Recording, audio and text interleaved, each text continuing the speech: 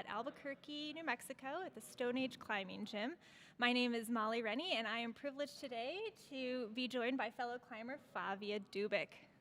Hi, we're locals here at Stone Age, and we are so excited to be commentating today. So today is lead semifinals, and yesterday we had qualification routes, and there were 39 men and 36 women who competed to make semifinal today for the top 26 people. Yeah, and yesterday we did have four men and five women top both those routes. And today, with just one route to separate and to determine who moves on to finals, these routes are sure to be challenging. Yes, we kind of took a sneak peek earlier today, and they were quite interesting. There are some tricky cruxes that will require some very good route reading. Indeed. And again, this is the second stop of the North American Cup Series in Albuquerque. The first one was in Salt Lake, and the next one will be in Bridgeport later in September. That one does not feature any bouldering, though. So just lead and speed? Just lead and speed. We can see our first athletes are getting ready to climb. We'll have Phoebe Yun and Daniel Seo. They'll be climbing at the same time on their routes. They will have a 6-minute time limit to complete their climb. If they don't complete it in that time, they do have to come down, and there's scores for whatever the high point is that they reach. We will not move on to the next competitors until both athletes have come down. Let's talk a bit about the scoring. So each athlete, they get 1 point for each hand hold they grab. And control. Control is very important. And if their center of gravity moves towards the next hold, but they can't quite stick it, then their score gets a plus sign next to it. The athletes must clip all the bolts, and they must clip the bolt before their feet go above the bolt. Yeah, and yesterday we actually saw some athletes that are more experienced taking advantage of that. Mm-hmm. We saw some women that were able to sort of reach up to the final hold and then reach down and clip one of the previous bolts to then finish with the final clip. And that saved them some important energy. There's Phoebe Yun. She took a very brave approach to the first hold. You could see she actually could have started further left, and she chose to skip through those holds and start there. She will get the points from all of the previous holds going into that, and as a result, she saved some energy. So now we have Daniel on men's problem. He's making his first clip, so now he's safe. The men's route is a really beautiful route today with a lot of really interesting volumes on it. I think we'll see some different approaches to working their way through the volumes.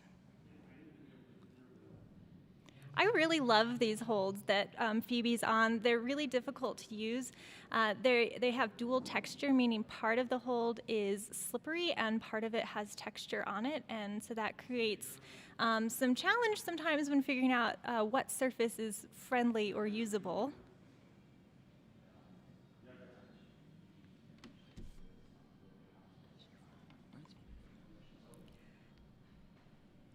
So Phoebe's making quick work of the beginning section of the problem.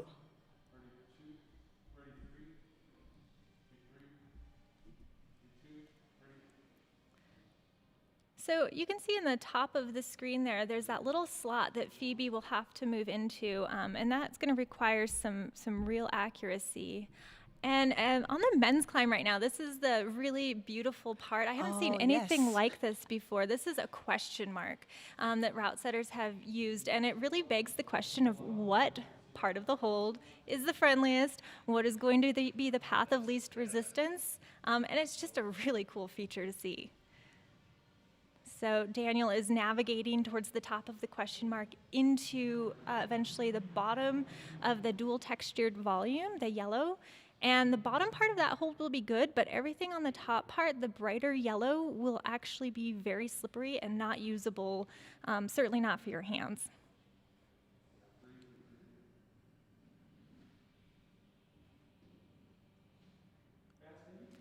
Daniel's taking a moment here to figure out the best approach into this powerful undercling. Oh, yes. Oh. And an unfortunate slip, and I think we're going to see a lot of athletes challenged by that section today. Yeah, that seems like a very difficult part of the route. Both athletes have now come down. And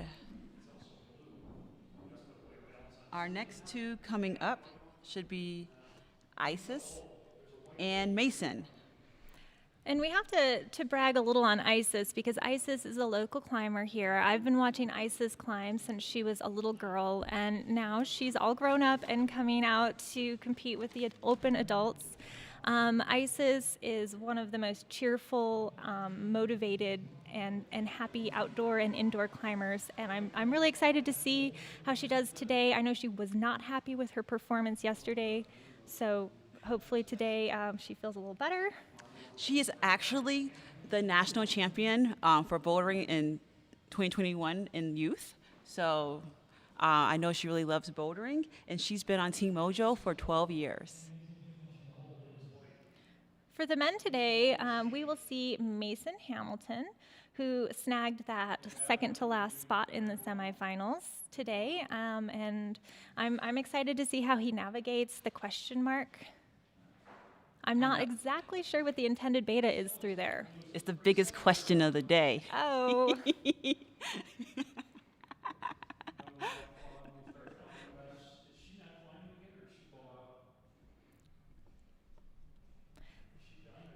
You can follow along with live scores on the usacresults.org, and you are able to see the scores as they are being posted.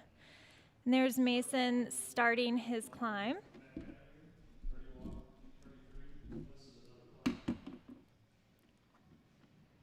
Working his way through that undercling. Oh, and here's Isis doing a nice rose move there.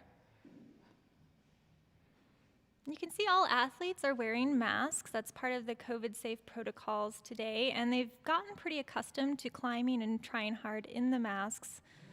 Although I'm sure clipping and biting the rope can sometimes be a challenge, they seem to be managing quite well.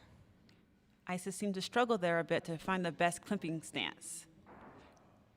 In lead climbing, it's important to find a place where you feel safe to make that clip. I'm sure Isis is receiving a really strong crowd support right now as a local favorite. And I'm sure she's feeling pretty comfortable on those holds right now because I do know she is well familiar with those yellow volumes.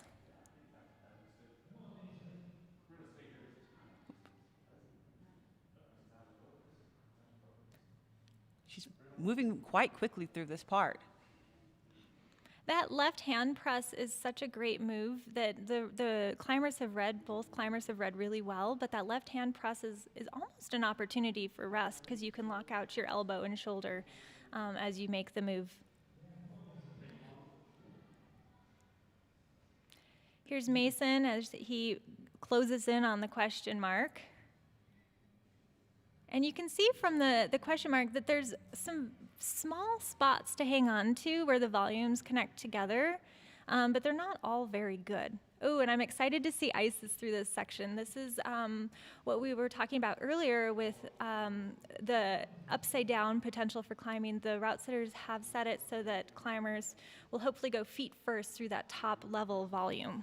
Oh, Isis attempted to do the dyno to, or a throw to that hold, which is not the route setter's intention.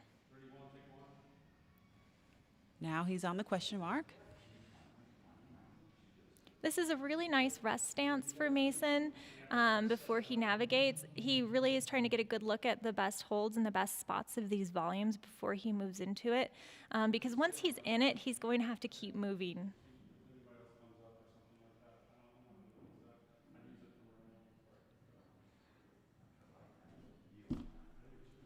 Oh, just as Molly said, he's using those spaces between the holds, trying to crimp them.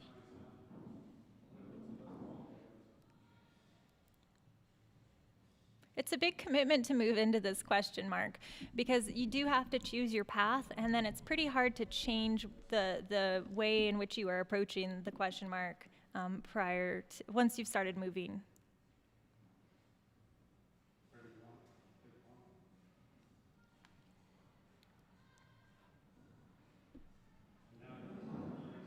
Mason rocks over onto that left foot and keeps shifting his hips left in an attempt to eventually get that right foot up.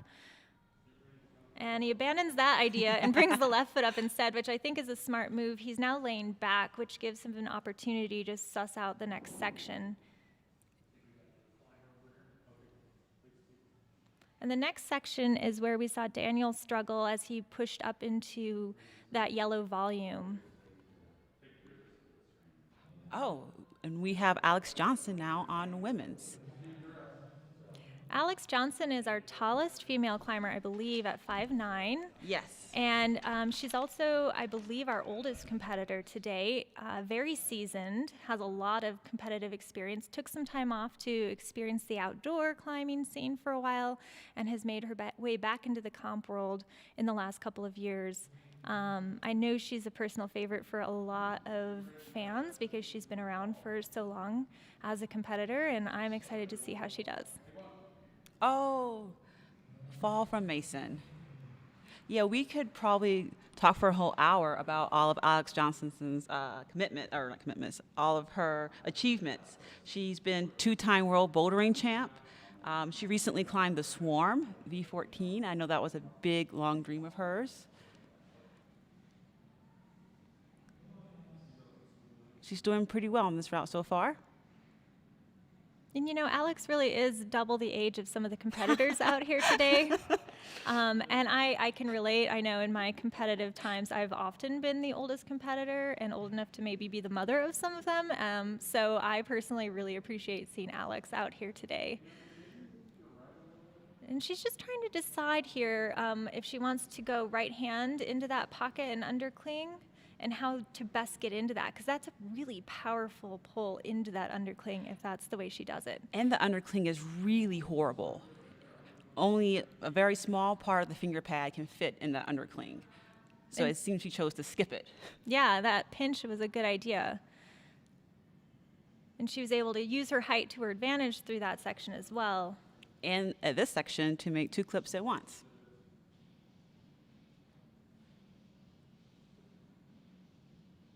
And we'll see how she reads this next section. Oh, she's doing good. Yep, so this is what the route setters had intended, is to go feet first through here. A little intimidating on lead, but with Alex's experience, I think that she will probably feel pretty comfortable through this. The foot movement she's using right now is called a toe hook, and it's where you use your toes to hang onto the wall. Ah, unfortunate. I was really hoping to see her make that move. Now we have Dom Speranza. Dom is one of my personal favorites. I've known him for a really long time, and like me, he's also from Montana originally. Dom is one of the most motivated athletes that I know. When I knew him while he was living in Montana, he was the sole climbing team member of his climbing team.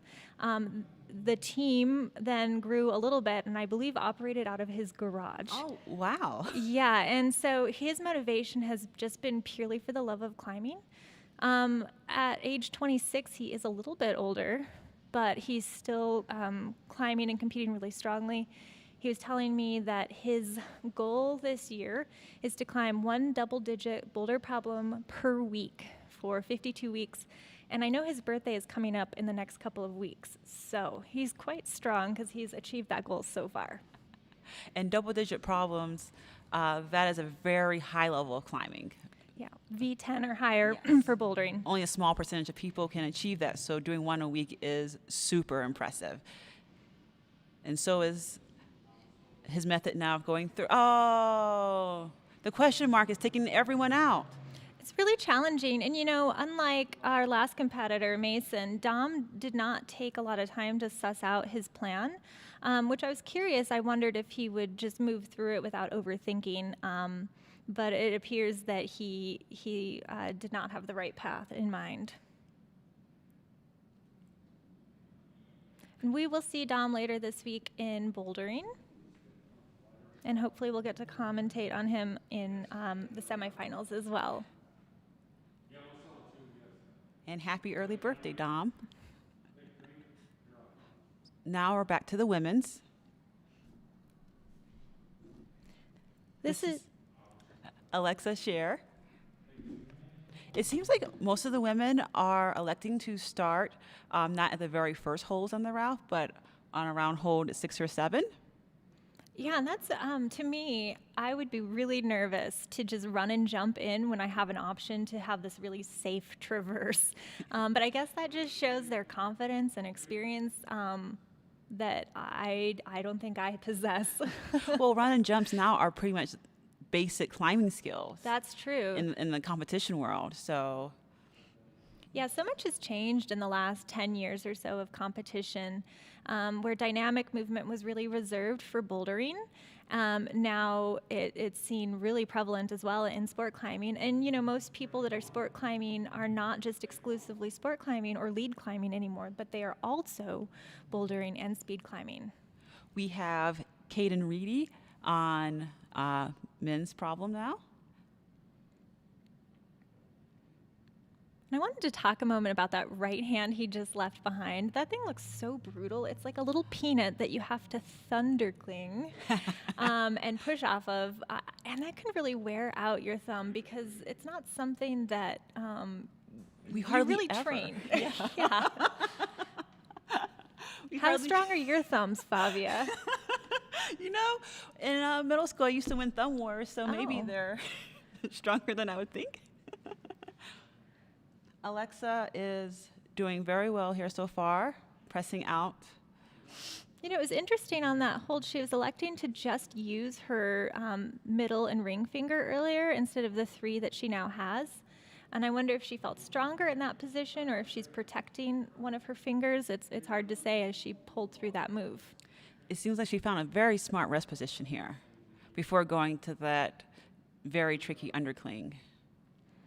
And the climbers did have an opportunity to stand on the ground and look up, so it's not as though they're looking at these holds for the first ever time, but certainly it may not climb the way they think it will, and also the holds may not feel the way that they looked from the ground. So this is a good opportunity also for her to spend some time kind of sussing out what the holds actually look like before she approaches them. Here she comes to, looks like maybe one of the first cruxes of this route. Remember, Alex had reached up left hand and pinched that. Oh. She was electing to go right hand to that really powerful pocket undercling. And we also saw a fall from Caden in the question mark region. It seems like people are trying to skip that undercling on the women's because this must be so rough. Yeah, I mean, it's very powerful, and the shorter you are, too, the further you have to reach for that. In our women's climbing, we have today a range from 5 foot even to 5'9", which is a really huge spread of heights. And that presents a real challenge, I think, for the route setters to figure out, you know, how can we make sure that our taller climbers can fit in the boxes that we have created for them. Also, how can we make sure that the taller climbers do not reach through a crux? And how can we make sure that the short climbers can actually reach all of the holds as well? And they've done a great job with that so far. So if you are just joining us, this is the North American Cup Series. It's the second stop, and we are joining you from Albuquerque, New Mexico at the Stone Age Climbing Gym. And I'm Molly, and this is Fabia. So right now on men's, we have Toineau. Toineau Beignet. That's a very French name. I tried to ask him how he felt about having the last name that is the same as a very delicious donut-like treat, and I don't think he found me as funny as I found myself. Right now, he seems to be debating the best way to get there. He went with a dynamic way. No, an early fall can not feel too good for Toineau, but hopefully he is able to compete in some of the future competitions over the next few days. We have Adriana Jacobson here, who decided to actually start at the very first hold. That is the method I would have taken as well. Sure, it's a few more holds and a few more moves, but it looks pretty easy, relatively speaking, and certainly much, much safer. I also feel like it would help you get into your flow a little bit more, Yes. especially if you're feeling a little shaky or nervous, which Boost no your doubt some people are. boost your confidence. And you're Yeah. like, oh, I got 7 holds. Although, what boosts your confidence more than sticking a really cool little coordination jump at the beginning? True.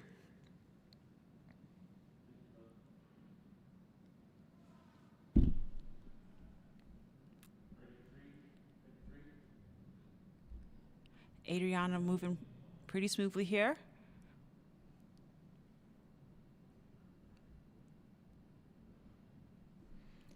She's using a heel hook, which is a very nice way to take off weight from your hands. And it's also really the only option there if you don't want to step on the slippery dual textured surfaces of that yellow hold. Those volumes are just so cool because they really do force some movement that otherwise the climbers could just use the surfaces if they wanted. I remember the first time I encountered volumes was in like 2010 or 11 at the Portland Boulder Rally, and they blew my mind. I was like, what are these weird new age climbing holds? They're not going to last. And lo and behold, they are still here, and they're cool. I love them. So here she is trying to decide the best way to go through that tough undercling. Yeah, and Adriana's just taking a moment there before she decides what approach she wants to take. Molly, it's funny you mentioned that the first time you were on volumes was about 10 years ago. I was first on volumes recently, and I was like, what is this? Primarily an outdoor climber, Fabia. I'm sure that they're fresh and new for you. All right, so we have Adriana now. She moved through that pocket, which is great news for her as far as gaining some score. So now I'm wondering what her approach will be to this upper section. And she already had the plan in place. A foot slip. That's so unfortunate because she looked very confident and set in her plan. She clearly had read that perfectly, and that foot slip just led to her fall. Here we have Nicholas Strong. Strong indeed. I'm sure he loves having that last name as a climber. And he is trying to make a really heinous match on a very small, very challenging hold, not really intended to match there. It's a little slot, actually. And he's utilizing that right toe hook to keep his balance and keep his body in close to the wall. Yes, that's very smart footwork. And now he's wondering what to do next through that question mark. I feel like we could make jokes and puns all day about the question mark, but we will save all of our listeners that, I think. Probably not. No dad jokes today. Oh, question mark takes out another. And just like so many before him, he couldn't solve the question. We're so sorry.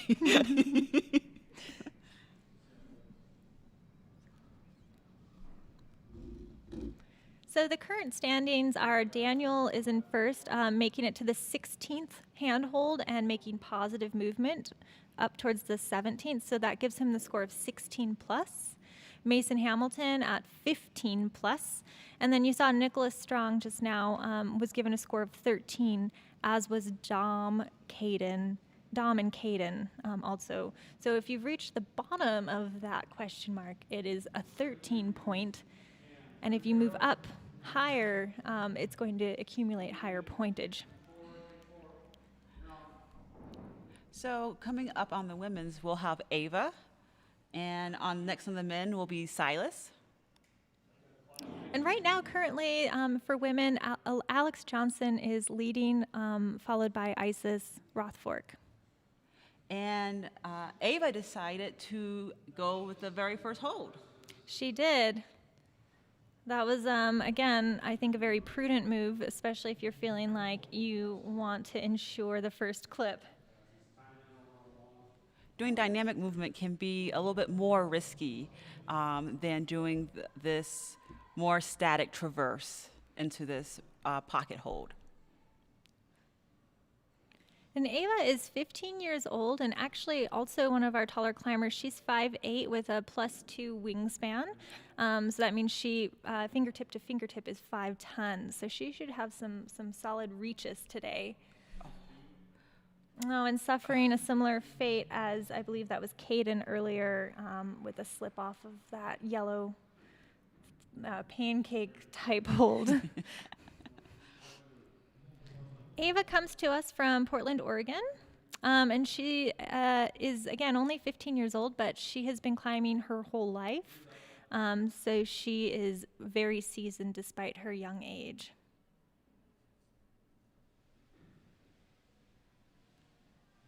Using some smart footwork there, kind of a bicycle heel hook combination to get to that pocket.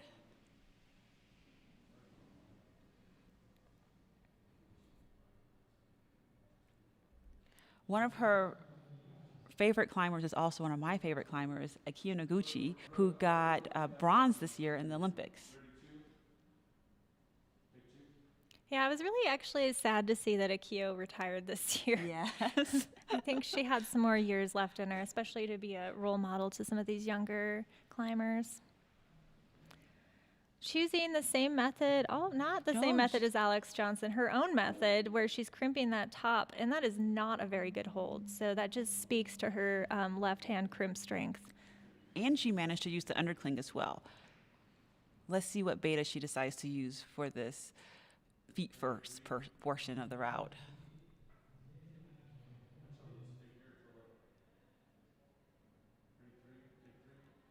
Seems like she's thinking about what to do next. Oh, and she sees it.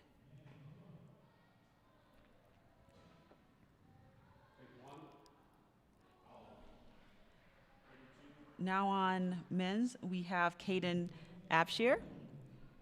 Oh, and it looks like we had a little slip from Ava on that section, but that is certainly a good high point. I think that will put her likely on par. Well, not quite. She's still a little bit behind Alex Johnson in point value at 28 plus, but certainly one of the top placers at the moment.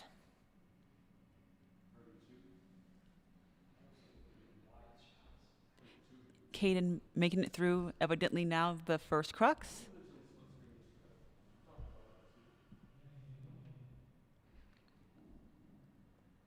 Caden is 19 years old, and we had everybody fill out these bios, and Caden says he's 5'11" with a 5-inch plus wingspan. 5 inches. That's 6. What is that? 6'4"? I can do simple math. That's an incredible wingspan. So I'm curious to see. He's already tall-ish at 5'11", and then with that extra wingspan, I'm really curious to see if he can make some reach through this question mark that some of the competitors prior to him were unable to. So that hole that his left hand is in, you can see that there are actually two holes kind of smushed together. And so the route setters do that to make the crump a little bit more hard so that they just can't easily, as you can see, fit their fingers in there. Yeah, it becomes a little slot, and he's trying to, what we call piano his fingers in, finagle fingers slightly over so that he can make room for the other hand.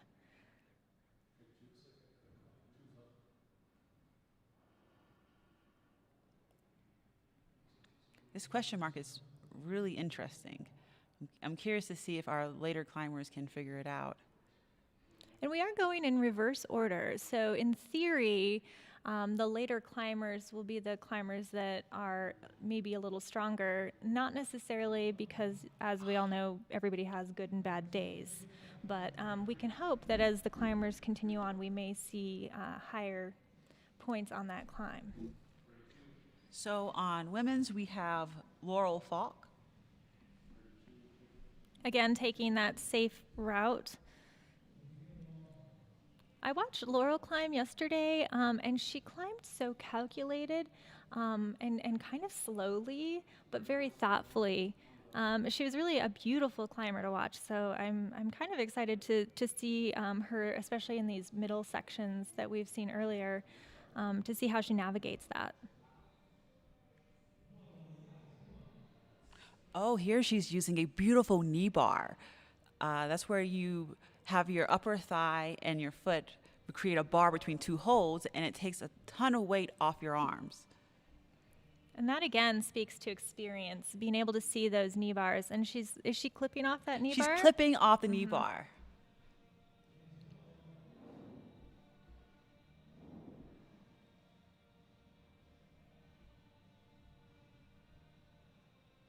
Sometimes it's hard to leave those knee bars behind, though. You get so comfortable in them, and you know that whatever's about to happen is going to be really challenging. It's a security blanket that I know sometimes I have a hard time leaving. She managed to work her way out of it pretty nicely, though.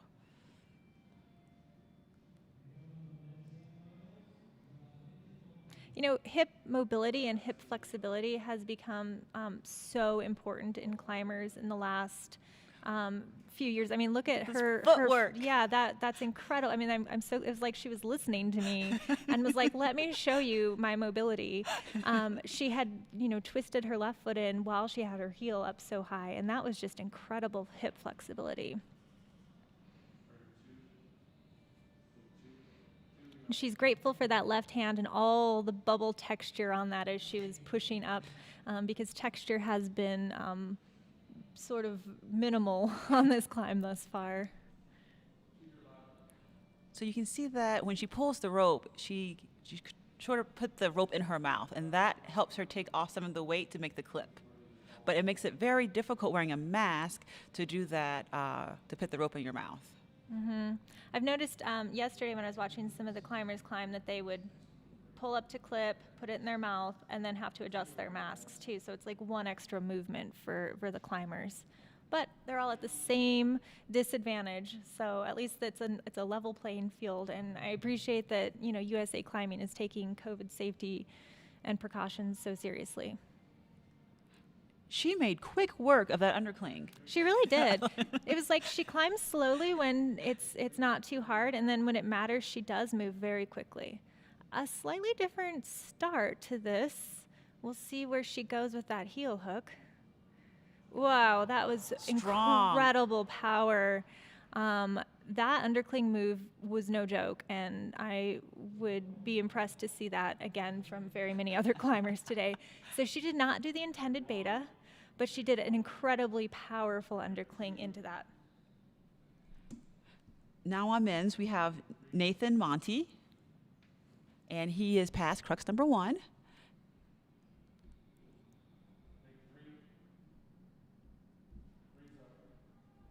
Nathan is 18 years old and 5'8". She uses, is that another knee bar in there? I think she's resting on another knee bar. Yeah, I think you're right. If not that, a knee scum, which is like a knee bar, but not quite as positive. So she took advantage of that resting point before heading into the next section, which we have not seen yet. So I'm pretty excited to see. This next section looks very technical, very body tensiony, where the climbers have to shift and move their weight from left to right over their feet and have powerful shoulders. We've seen Laurel's power through the undercling. Hopefully she has some left, because I think she's going to need some Gaston or sideways leaning into her hand kind of power. She does not seem short on power. And look at her beautiful footwork, a nice drop knee here. And that drop knee allows her right hip to get in close to the wall to secure her for that clip. It's not a very intuitive movement for most climbers, but it's a move most climbers learn. That was a great run from Laurel. And so far, that is certainly the high point of the women. It definitely should be.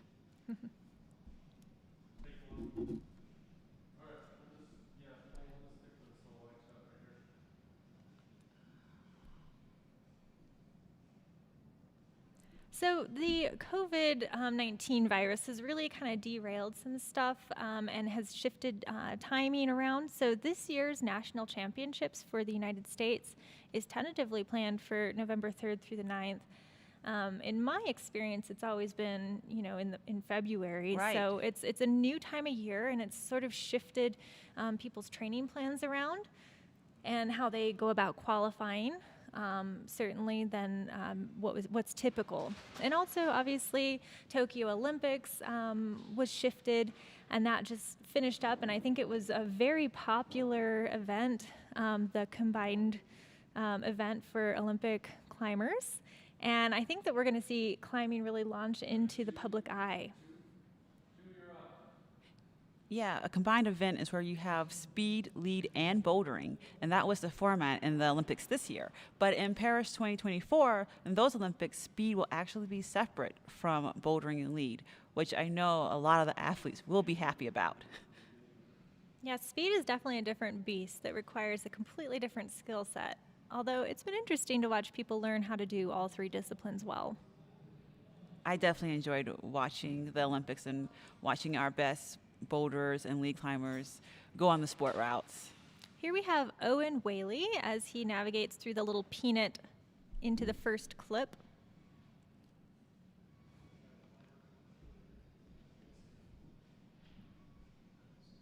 He's trying to figure out how to do the first crux of this problem. And on the women's, we have Emma Hunt.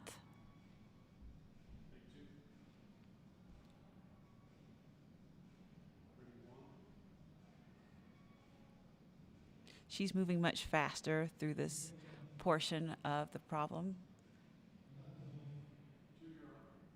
So Laurel's score was 38, which was 8 points or 8 handholds higher than the next one, which was Alex Johnson. And so we'll see if many more women can get that high point. It seems to me, as this is moving on, that if you can get through that tricky flip upside down or Laurel method section of this wall, then you may be in good shape to go on to finals. As you mentioned earlier, top 8 climbers make it to finals.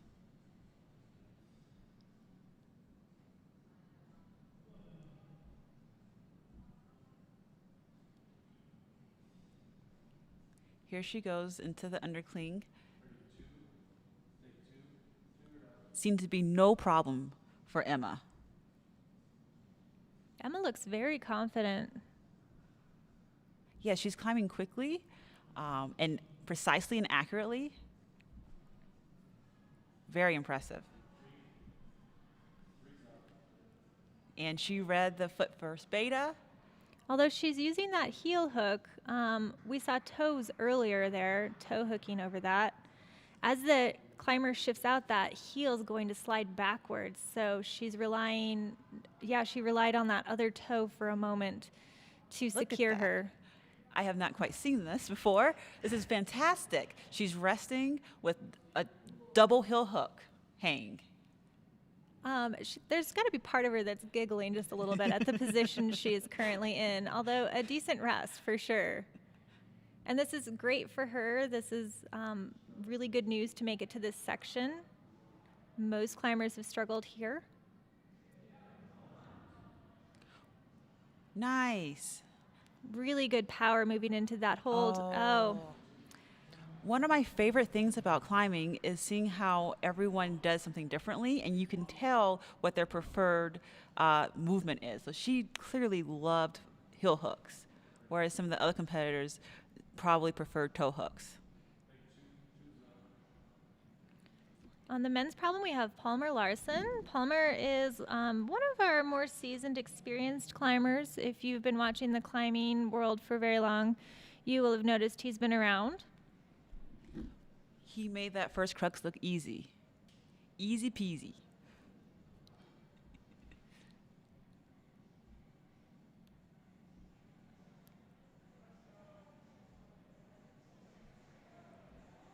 So now he is mantling on top of that yellow pancake that you called earlier. Not sure that's quite the accurate description, but I was at a loss for descriptive words. It is a very unusual hold, but it creates a really cool opportunity for a mantle.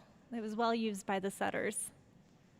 And like so many before him, he's standing puzzling over the question mark ahead of him. I was going to say pondering the question. Oh, yes. Pondering. Pontificating. He's taking a nice rest here, trying to plan his next moves, which is smart. Because as we've seen, this part is tricky.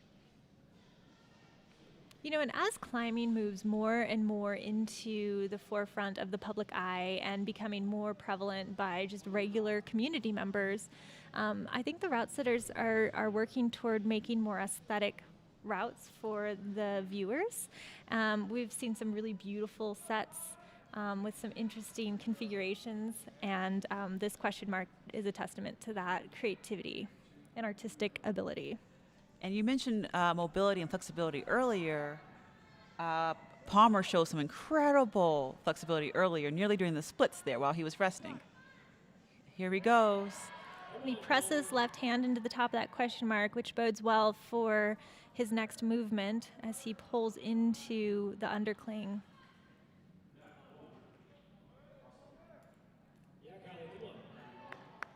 He's looking pretty good through the top of the question mark here. And now it's a matter of bringing his feet up and moving to the next holds, which has not been done yet.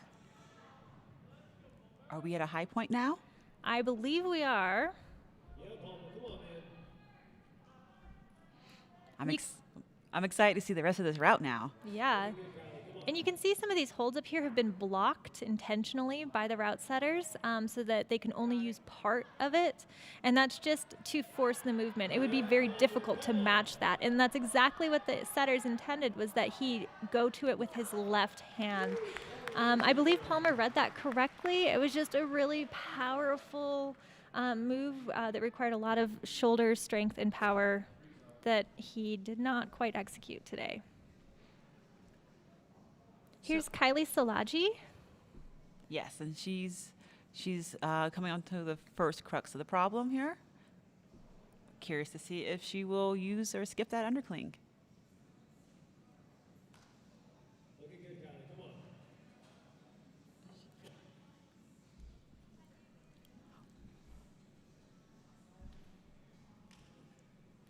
Well, she made quick work of that.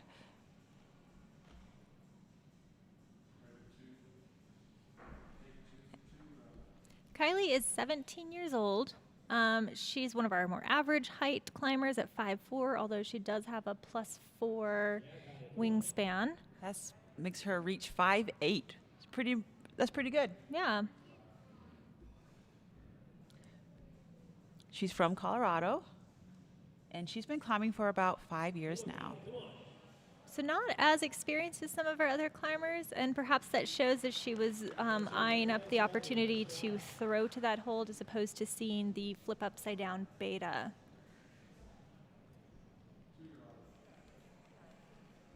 And so now looking at the scores, the unofficial scores, we have Laurel Falk still sitting in the top spot. Remember, she navigated her way above that tricky section with the volumes that we just saw the fall on, followed by Emma Hunt and then Alex Johnson.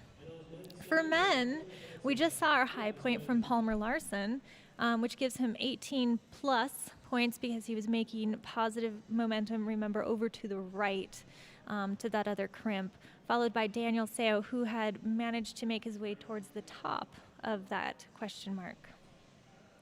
So now we have Quinn O'Francia on the men's route.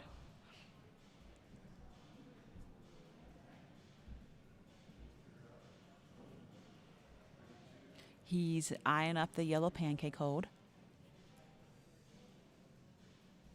I hope we can make that a thing. We're renaming that. I'm sure it has a name, but Now it's the yellow pancake. it doesn't look like a pancake, though. I mean, We've coined a new pancake term. nice. He made that work. Yeah, it was a lot of confidence and control to go up to it with two hands like that. But again, as we've talked about, dynamic movement and coordination is just typical now for climbing training.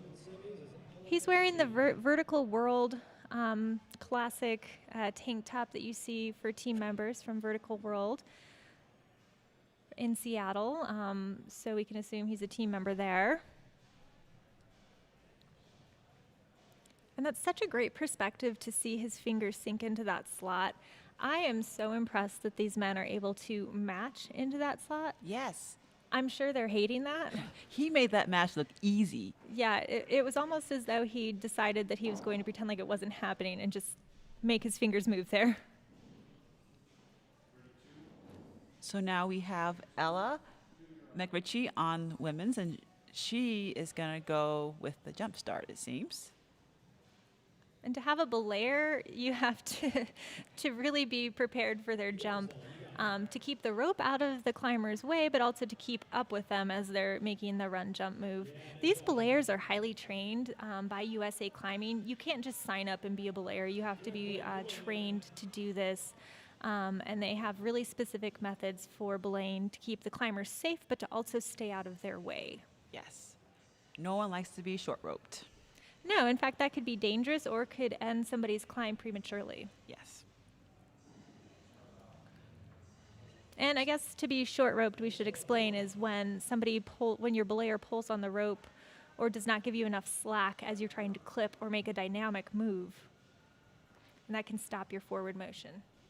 Quinn here is hanging out an awfully long time on the question mark. He's pretty comfortable here. Yeah, he's found a really nice layback on that yellow point.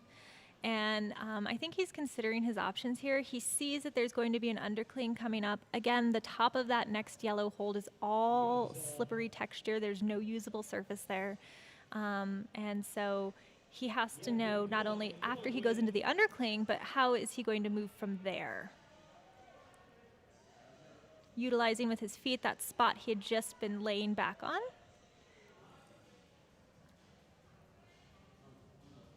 The beta will be left hand to the left hold with that right hand going out, and he's choosing to cross right up, but recognizing it's probably not going to work. That match would be really heinous, especially from the body position. Yeah, he quickly changed his mind. Oh, so I think now we found the next tough part of the route. Yeah, that movement out right is just very demanding and powerful, especially off of the feet. And that hold is so small they're going to. And we have a fall on women's from Ella.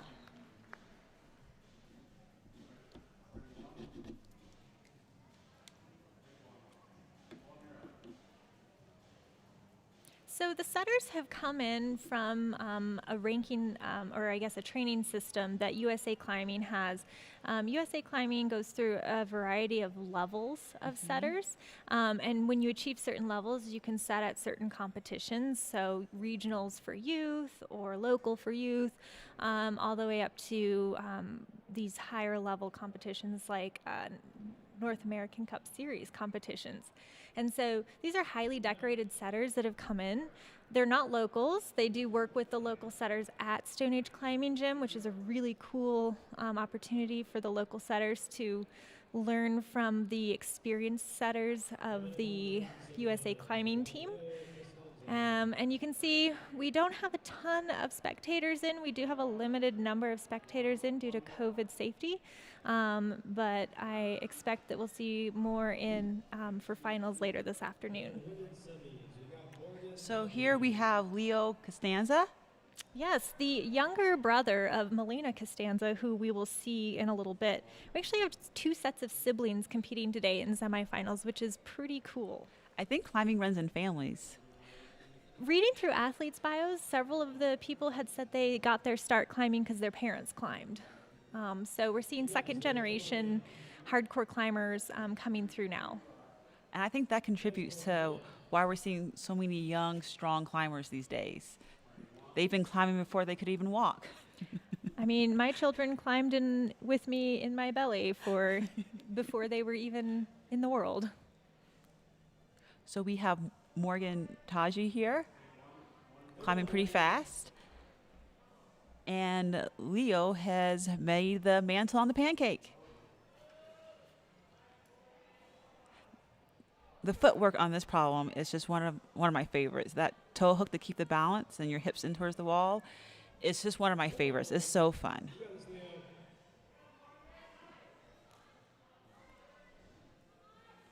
So now he's questioning how to hold the question mark. It's been a Nice. while, guys. It's been a while. We'll be here all day, all week, actually. Yes. This comp actually goes from yesterday to Sunday. It's a pretty grueling few days for these athletes if they choose to participate in all three parts: speed, boulder, and lead. We can see Leo is clearly from the United States based on his shorts and chalk bag. But we do have competitors because it is the North American Cup Series. We do have several competitors here from Canada. And I believe I saw on the roster that we had one competitor from Mexico competing as well. Oh, Leo looks really comfortable through this section. I would say he almost looks more comfortable than the others. And then also an exciting moment here, rocking the toe hooks. Resting on the toe hooks. Morgan is doing fantastic here. That is confidence right there. She's doing a hand-foot match right now. And that's when you're happy that you've worn your climbing shoes that have a lot of rubber on the top to make those toe hooks stay. Yeah, the climbers have many choices for different types of shoes. And when we were in the back, I overheard climbers talking about what shoes they were picking and for what reason. Well, Leo also matched that high point and is looking pretty good for potentially making it into finals, although, again, we still have a lot of climbers to go. Yeah, we're about halfway through the semifinals right now, which has 26 climbers, and the top 8 move on to finals, which is later on today. They'll get a few-hour break. Morgan's finding her way through this really steep section. You can see from the camera angle how steep this section is. Oh. That was an excellent go from Morgan. I'm sure she'll be pretty happy with that, and that also puts her in decent contention for the top finishers.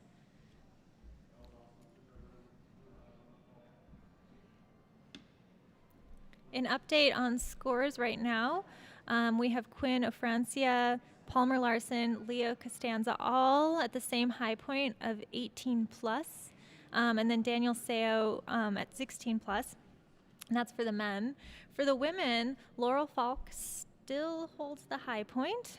Emma Hunt at 34 plus points. That means she made it to the 34th handhold and made positive movement, moving her center of gravity towards the next hold. And then Morgan Tadji just 1 point behind. So semifinals time can be important if there's a tie. Because if everyone gets to the top, how do you decide? And so it goes back to time. Yeah, and route setters don't like to see that happen. They like to see the separation happen more naturally. And it's a bigger deal, I think, in finals because you don't want to have to count back to your semifinals. And no doubt the route setters are watching today and making notes and thinking about the final route that they've already set and have ready to go. And they're thinking about maybe adjustments they might make to create more separation. Yeah, they can make tweaks. Nothing's finalized yet until the first climber's on it.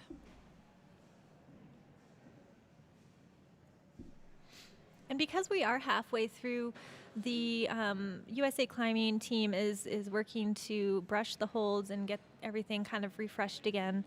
As you might imagine, as more climbers grab onto these holds, they get more chalk and hand grease on them and foot rubber. And so it's nice to take a minute to brush some of the holds. Yeah, it's like a chalk cake. A chalk cake on the pancake. Yes. It's like the frosting. So right now we have Estelle. We have Estelle, and she's running through the problem.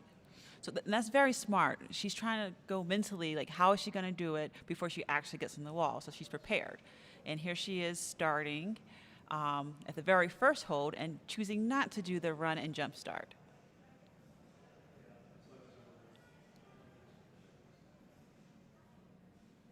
She made that traverse look easy. And a traverse is where you go across the wall rather than going up the wall. Resting out a bit here.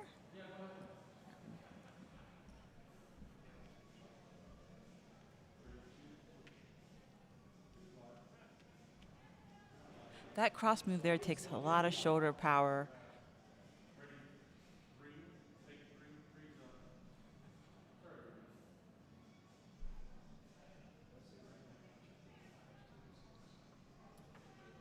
You know, so far we haven't really seen anyone else use that knee bar beta. I've been waiting. I know, it seems like everybody's kind of in a rush to get up to the next section, which is smart. It's good to keep moving, right? You don't want to waste energy trying to find a knee bar. But I think if it naturally occurs or if you see it right away, it's definitely a good move. It's impressive there that she just used that left foot off of the shiny surface there. That had zero texture on it, and she was able to just move off it like it was a normal textured volume. And I think that comes from her body tension and her ability to use her core through that movement. And by no texture, imagine trying to do this on ice. Like that is what it feels like, climbing on ice. Indeed.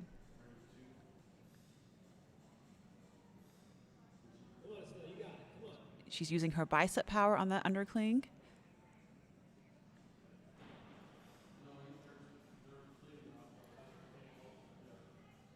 And as climbers navigate these sections, they are very aware of where the bolt hangers are, those little metal pieces on the wall.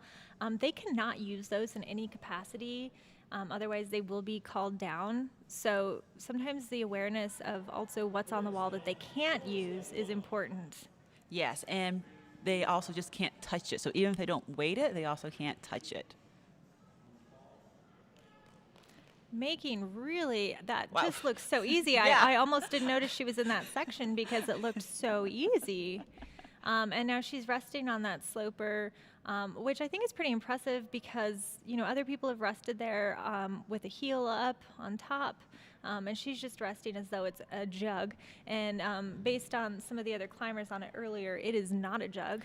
There she goes, Yes. throwing her toe up with some pretty crazy flexibility to get that extra rest. Confidence exudes from her as she reached up for that next hold. She knew she had that hold. Nice. She is not short on power. No.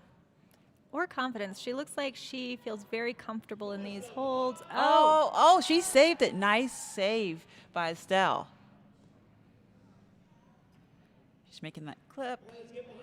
Unlike some climbers that fell there, she managed to keep her body high and not let her weight drop down so hard on her shoulder. Oh, absolute beautiful fight there from Estelle.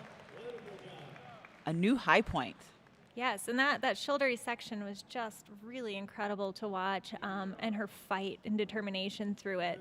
Not letting her body sag down, but instead staying high and pushing into her shoulder.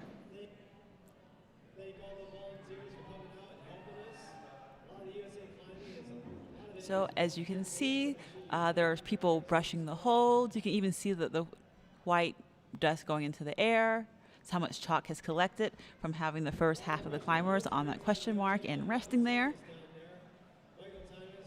And it seems to me like Estelle has a pretty good shot, potentially, of coming in later to finals. We'll see. But just to give a little information about Estelle, because I think this is fascinating after having watched her through these movements, she's only 5 feet tall. And I'm going to add to that, she's 5 feet tall, but she has a -2-inch wingspan. So she does not have a lot of reach through those shoulders. And those were incredibly long, shouldery, powerful moves. And I think that makes it that much more impressive. Yeah, absolutely incredible. Another fun fact about Estelle, as I'm reading through her bio, she's vice president for her sorority, Delta Delta Delta, and she wrote that with exclamation points. I think she's a proud sorority member, which I love to see. That's great. These climbers are so well-rounded. You know, it used to be back in the day that you were you were a dirtbag climber that lived in a van and that's all you did, and Well, not that's necessarily still. even educate. Well, there's plenty of people doing that, but usually they have PhDs and like a side gig, and they're working remotely with their crazy $2,000 computer setup in their van. So the dirt bagging thing does seem to be either adapted to modern day tech world or it's a thing of the past. And we're seeing so many more climbers now that are highly educated, that have professional careers outside of climbing or pursuing professional careers outside of climbing. Very ambitious, very talented people that are making their way into the climbing world. So you can see here that they had workers brushing the holds, but that won't necessarily happen in bouldering. In bouldering, often the athletes can brush the holds themselves, and it kind of gives them a way to feel the hole without actually touching it. So it can be an advantage. I personally love to brush holes. I love seeing all the dust fly in my face and breathe in the chalk power. Yeah, and our next climbers that are coming out know that this is a chalk break, and they're probably feeling pretty good about that, knowing that they're going to come out to some fresh holds that have had a moment to breathe and have also gotten all of that shoe rubber and hand grease and Blood. chalk. Blood. If there is a lot of blood on the holds, they do stop to make sure those holds are safely clean. But so far, I haven't noticed any bleeding competitors. That said, it's not uncommon to have a little blood here and there.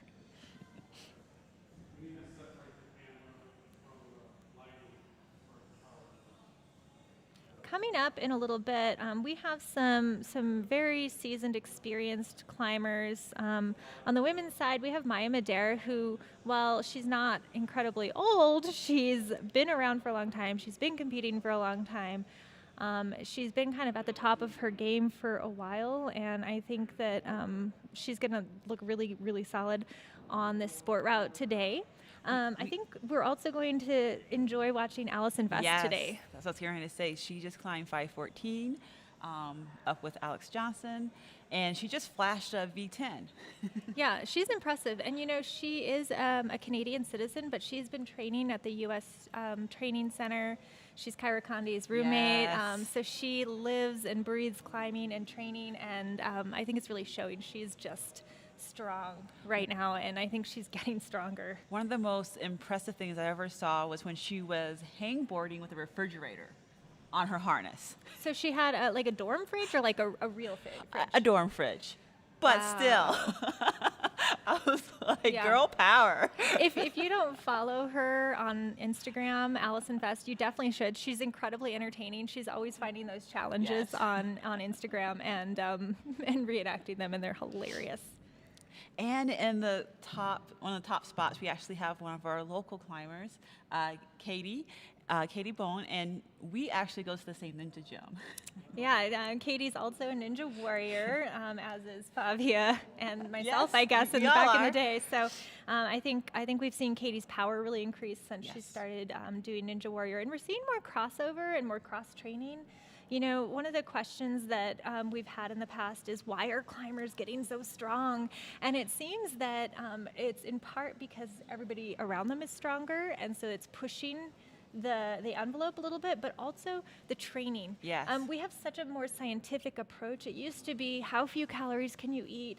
And how can you get yourself up the climb, and how much pain can you handle? Well, do you remember in the past, bouldering was just a training for rope climbing? Yeah, yeah. People didn't boulder because Yeah. it was fun, Yeah. unlike us. So training has come a long, long way. Yeah, and there are people that specialize in training now. I mean, most climbers have climbing coaches. When I Yes. first started climbing, I was like one of the early trainers. I remember none of my friends trained, and they were like, "What are you doing training? It's 2008. Who trains?" And now, everybody has a coach all the time. Power companies out there, and they've got a huge following. Lattice, Yes. and there's a lot of people now that are pro climbers. I know Matt Foltz has a training. Alex Puccio. yeah. Megan Martin has a ninja training. So Yeah, so training has really developed, and I think along with weightlifting and Yes. just a scientific approach to training and strength, and also understanding the differences between men and women and age and goals is all very different too.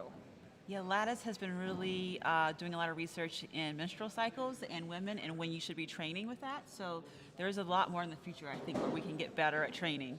Yeah, which also reminds me that there's a lot of nutritionists now Yes. that are also specifically nutritionists for rock climbers, Yes. which is pretty incredible. So I think we're going to continue to see this evolve. I was at the gym the other day, and a bunch of these people competing this week were at the other location, the Midtown location, and they were climbing, and they were so strong, and they were making it look so easy. And I remember being like, oh, I can do that problem. And I had like the best climbing day of my life, man. I was sending everything. And I think it's just that psych and the Yes. energy that you need to have. Like, Good you psych. just can't get stronger by yourself. No, absolutely not. Absolutely not. I tried to hangboard by myself for a long time, and I had to reel some people in. Yeah, it's important. Oh, and speaking of legends, we now have Kai Leitner coming up on the men's problem. He is known for his lead climbing abilities. He's been around a while. Again, not an incredibly old climber, but he's certainly been on the scene for a long time. He's also very tall, but very flexible. Yes. Our families are from the same area in North Carolina. Oh, cool.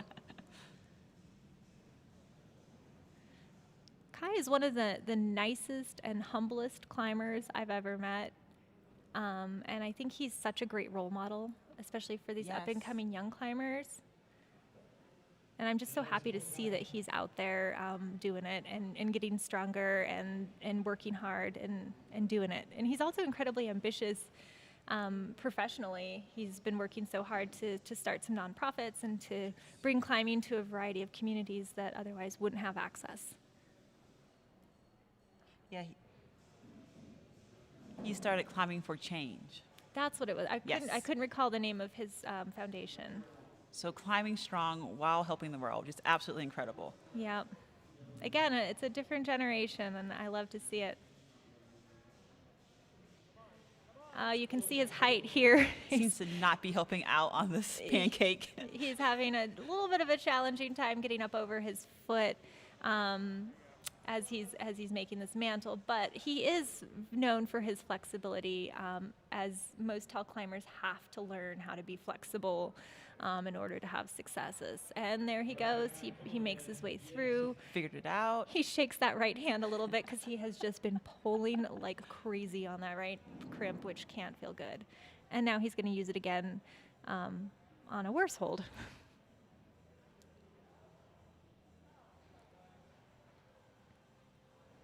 Climbing's nice because every height has advantages and disadvantages.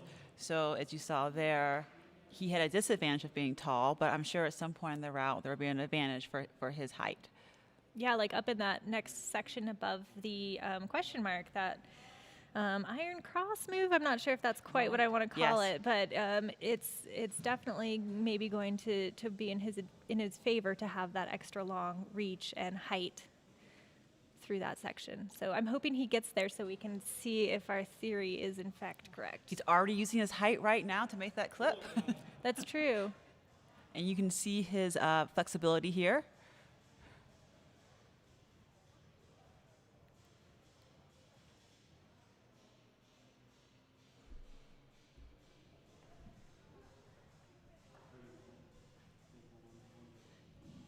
I met Kai when I first started climbing. He came up to Cleveland, the Cleveland Rock Gym, because he has family up there. And I was just so impressed. He just flashed every problem within less than an hour. I've always wondered if it's boring for really strong climbers because you just run out of routes to climb. He put his headphones on and it was like reading a book or something Yeah. at the end. His mother was there, which has been a big part of his climbing career, his biggest supporter, his belayer, and she's incredibly nice. Yeah, super supportive. And I think that's one commonality amongst most of these climbers is they do have a really good support system. Here he is in the question mark.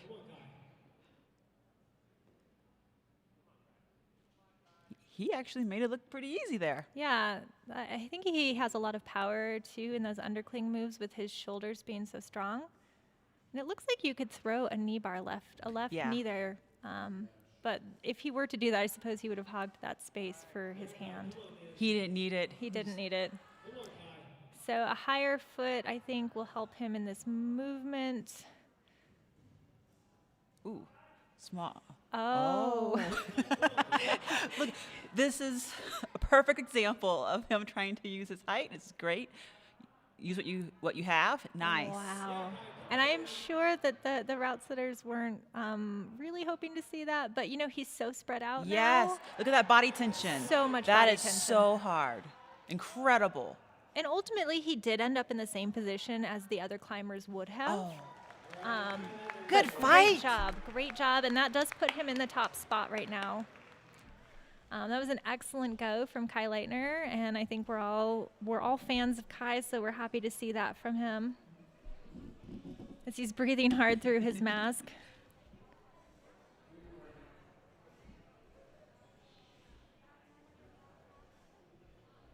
So he got 20 points, meaning he made it to the 20th handhold.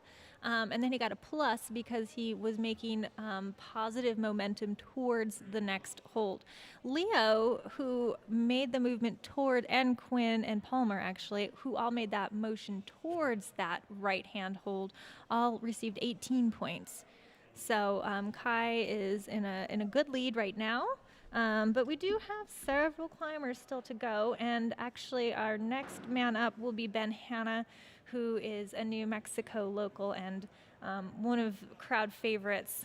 And he always, well, I shouldn't jinx him, but he usually does really well in front of his home crowd. So I'm hoping that holds true today for him when we see him up in a few minutes. And Ben Hanna, he is strong in bouldering and in lead climbing. He has pushed down New Mexico's hardest problems and routes. Quite incredible.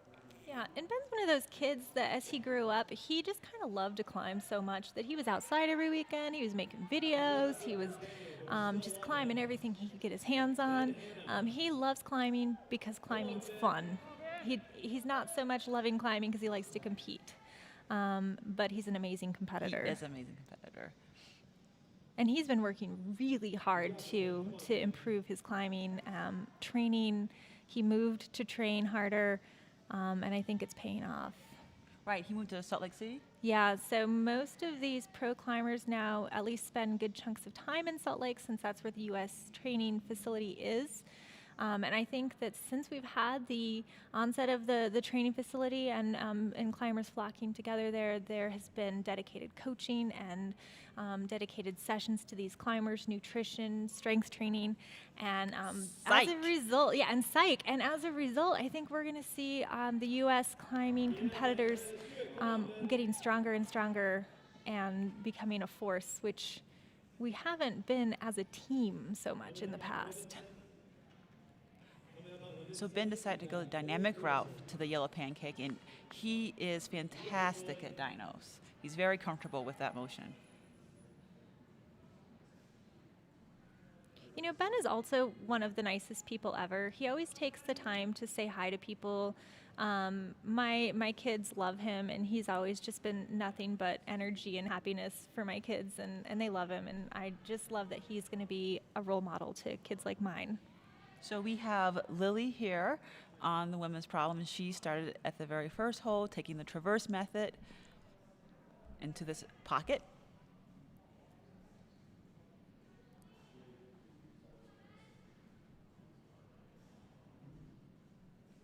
I wonder if the people who choose to start the traverse method know that they could just start a few holes in and do the run and jump method. Yeah, you're right. I wonder if it's an intentional choice, like, oh, I could do the run and jump, but I'd rather do it this way, or if they never even considered it. So Lily is only 16 years old. She's one of the young athletes, 5'6", with +2 wingspan.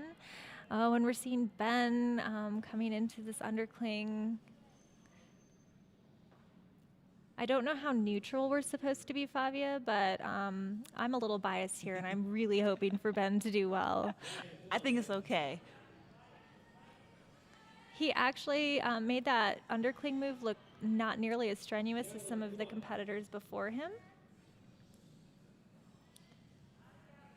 finding that body position. That strong lean to the right allows him to get the most out of that left hand as he's pulling on it. Remember, his palm doesn't have any texture, right? The part that his palm is touching. There he goes to a very tiny hold. Let's see how he does. Yes, with only 3 fingers. Okay, now he moves his hand to get all 4 fingers on there, trying to find the best part of that really hard hold with the toe hook. Yeah, and he's really doing a good job keeping it together, recognizing he's in a really tenuous position. There's no foot. He can't stand on the top of that yellow. He'll slide right off. So he's finding that left heel, and an unfortunate fall, but he did really well, and that was super exciting to watch. Good job, Ben. He tried to bump with 2 fingers to the edge of that red hold, and I guess it just wasn't good enough.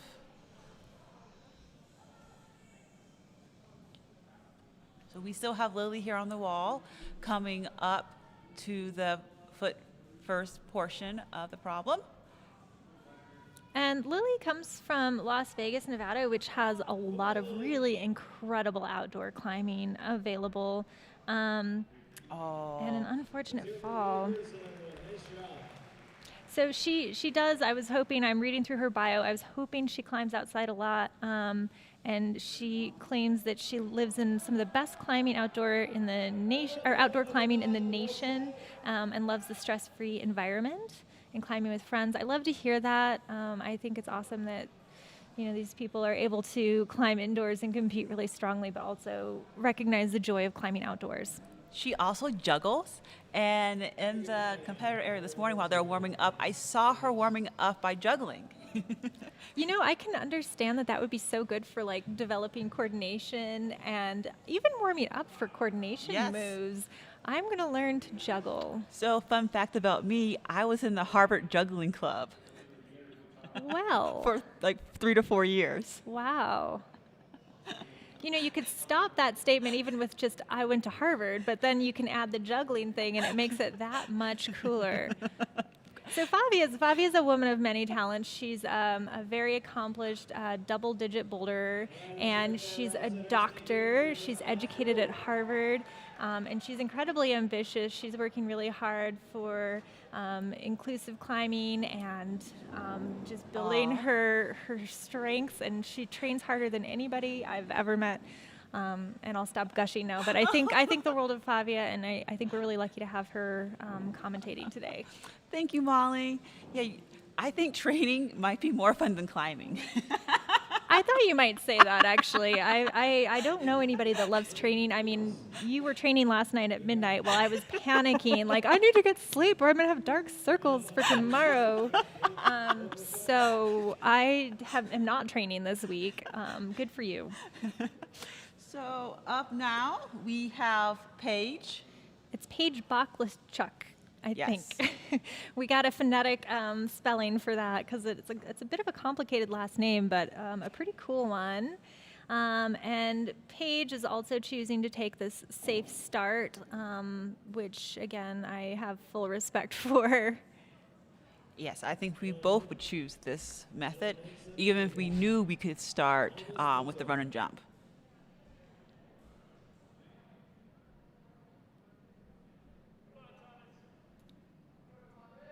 I just wonder how much those extra moves add to you being tired. Yeah, and if you were a climbing coach and you were able to talk to your climber before they started, would you say take the safe approach or not, or would it depend on the climber? I think it would depend on the climber, because if they are really solid at run and jumps, then I'm sure the coach would say, do the run and jump, save those 5 moves. Right. On the men's route, we have Thomas Pitzel.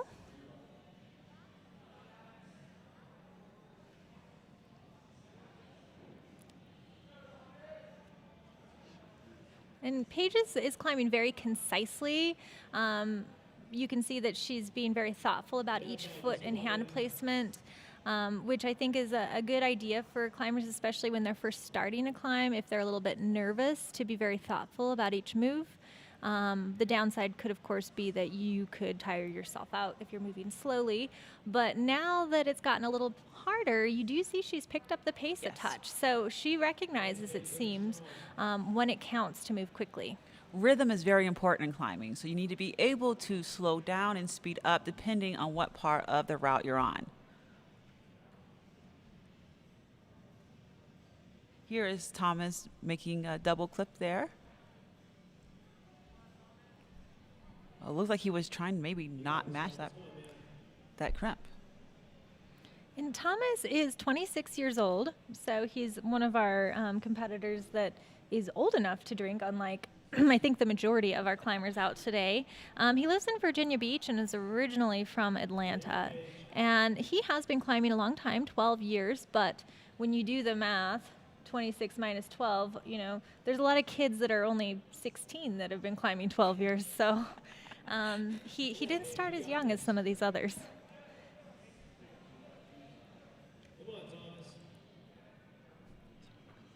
And it looks like Paige is doing really well here, Yeah. making quick work of these more challenging, steep sections, and then taking a moment to assess the next steps before moving. Yes, the next portion is so powerful and tiring. Oh, you can see there that you need quite a bit of power to make to that small crimp and accuracy. That was a really good go from Paige. I think she'll be happy with that.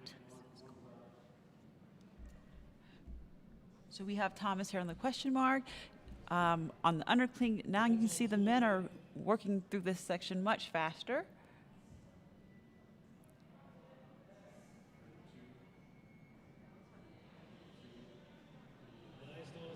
His legs are shaking a bit, so he might be a little tired, getting a little fatigued.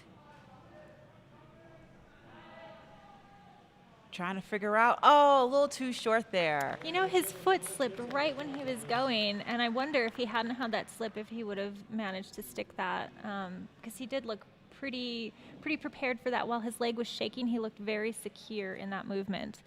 And actually, one of his fun facts is that he's really into home renovations. So I'm wondering how that relates to his cross training, if he's able to do some home renovation construction projects and call that a training day. He also likes to play video games. So he's not always physically active. Although I think the video game playing could be really beneficial for that thundercling. Yes. Your strong thumb power. I was trying to think of a way in which we can train our thumbs for such moves. As a Call of Duty player, it is heavily on your thumbs. Oh, well, Yeah.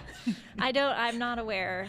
Maybe that's the next thing I need to do to up my climbing game, is to get into video game playing for finger strength and maybe a little reaction, like to be able to quickly react to things.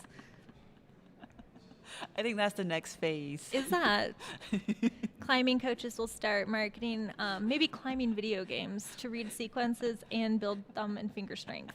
We started a new thing here, Ooh, Molly. we are patenting that. So if you were thinking to do that, we actually are going to patent that.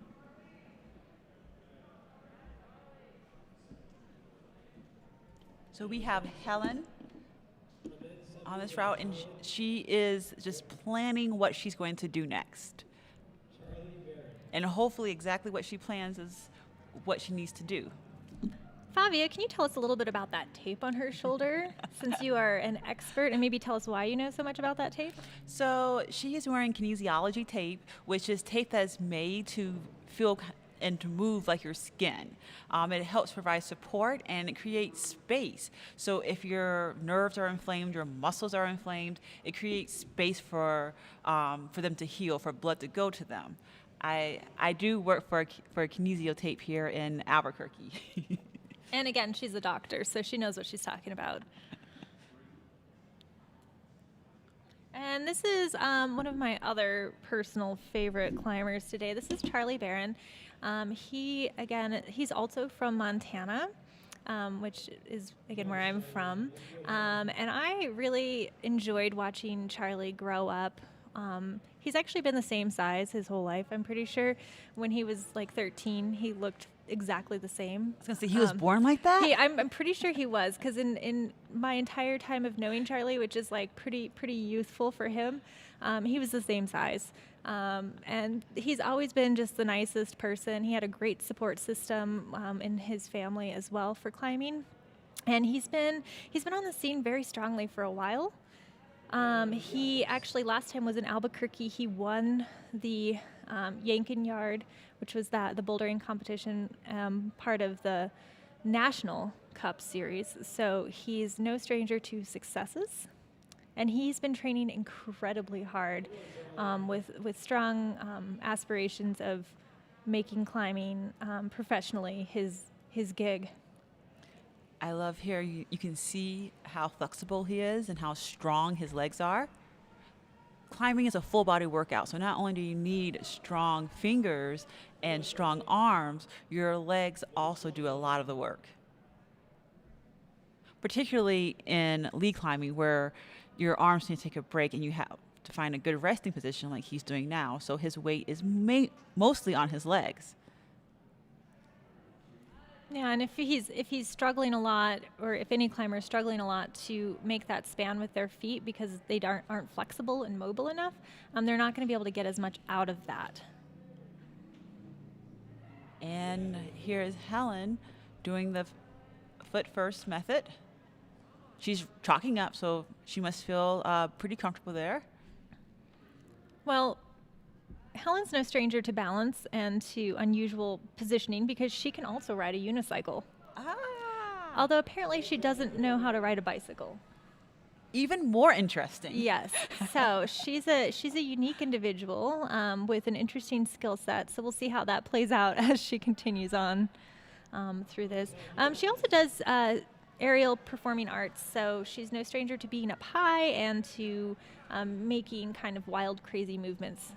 She found a little knee bar there, but then quickly decided she didn't like it. And that's something that these climbers, unfortunate. That's something these climbers have as they build their toolbox, is they can quickly try something and either decide, yes, it's worth putting effort into, or no, I'm gonna move on and find a different position. So not having tunnel vision and committing to make it work. Charlie is about to hit the section that has taken so many down before him. He looked rather comfortable hitting that crimp. It seems he needs a little bit of a higher foot. Oh! Yeah. And so he was so stretched out that when he made that move, he was going to have to engage his shoulder in order to stick it, and being so stretched and jumping off of that position just did not allow him to engage the shoulder to stick that right hand. It seems like the athletes haven't figured out a good foot position to not cut feet on that move, and that hold is not the best to cut feet on. Yeah, or at the very least to start a little higher with your feet, so again you at least have the advantage of having your shoulder engaged when you hit it.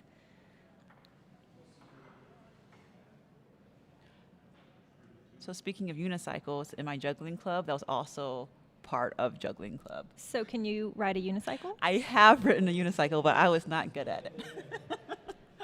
Well, I will have to see that sometime. Maybe if we have some time at the end of the show today, we can capture that. So right now on the screen is Madaire. Yeah, and as I was saying earlier, I'm excited to see Maya climb. Maya has been just on the scene for so long, despite her young age, and she's just incredibly experienced and dedicated. She goes to Stanford, and she's originally from Texas. And she lived in Texas, I think, she was just a little kid, but I lived in Texas for a while, and I think I remember when she was just a tiny little thing climbing around in the gym, and now she's a beast. She's 22 years old. Looks like she's eyeing up the run and jump method here.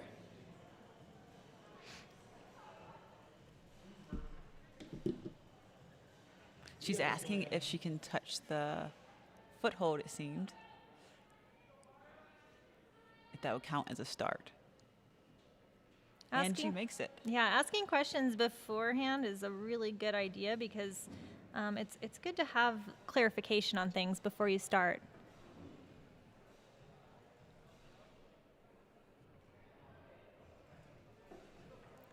So Maya moved up through those volumes very quickly.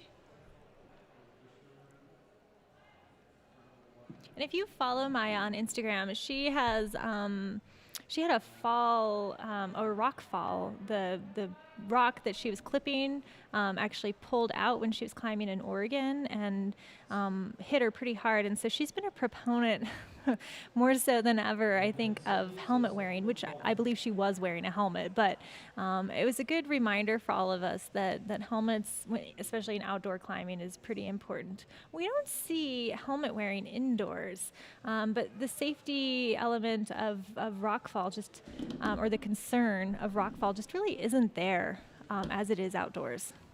Well, there's no rocks. I mean, you could pull a hold off, I suppose, into your head. And there is also the potential for flipping over, I suppose, and hitting your head, but certainly not rockfall. Right. So on men's, we have Solomon Barth, who made quick work of the pancake and is now going for the match.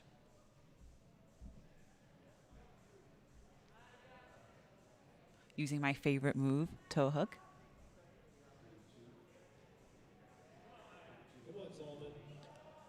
So Maya has competed on the World Cup circuit. She's even competed this year in lead and has done pretty well. She quickly saw that you had to go feet first for this. Speaks to her experience in competing all over the world.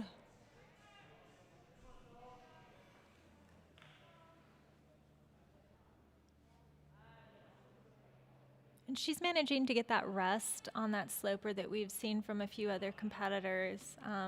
I wish that we and everyone at home could touch that hold to appreciate just how terrible it is and how impressive it is that anybody's able to get anything out of it, let alone throw a heel up and clip off of it. Oh, and she's finding a similar rest that we saw earlier. Heel hooks must be her jam. Yeah, Solomon, come on, man. So with Maya's experience and seasoned climbing as a seasoned climbing competitor, I think that we're going to see her navigate this next section very intelligently and with really good beta. She's now choosing to rest with a toe hook. She's giving us all various different types of resting positions here. Yeah, in case you were curious about all the ways in which you could rest on that sloper, we now know. Come on, you got this, Maya. Good. Maya's incredibly strong when it comes to shouldery, powerful moves, so I feel confident she's going to push through this section. She's moving very strongly. She doesn't look tired yet.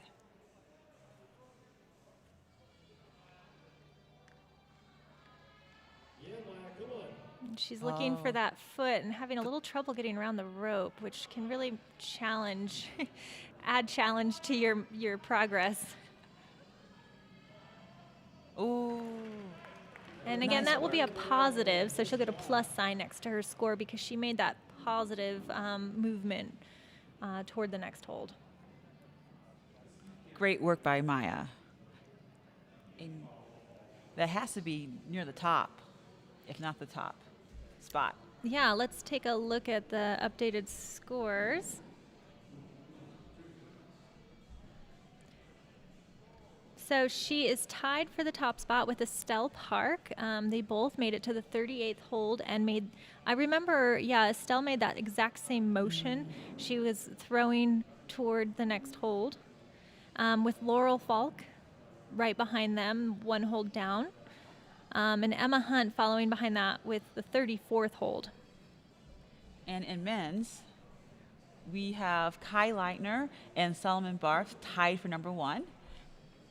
And we have Ben Hanna, number 3. And we have quite a bit of list of athletes tied for 4th place. 1, 2, 3, 4, I believe. Leo, Quinn, Palmer, and Charlie are all tied for 4th right now.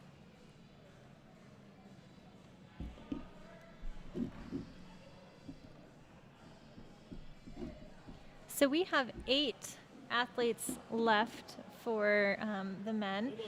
We have one of the 2 brothers right now. This is Oscar Bordrand, and his brother will come out in a little bit. They both represent Canada, as evidenced by his jersey there. And his brother Victor qualified in the 2nd spot, meaning he was the 2nd best. Well, actually, he, like 4 other men, topped both problems. So he qualified tied for 1st.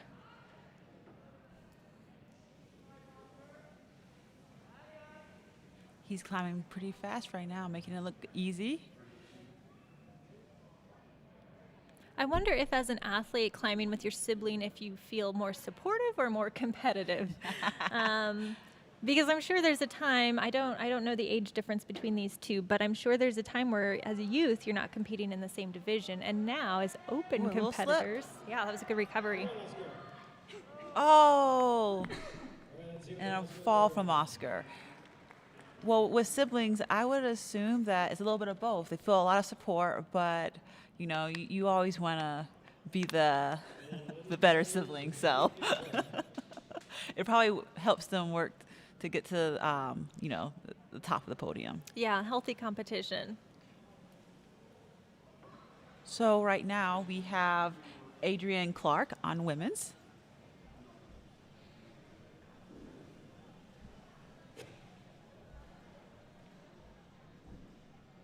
She's wearing a Team ABC shirt. That is a gym up in Boulder, Colorado, where we see a lot of strong youth come out of.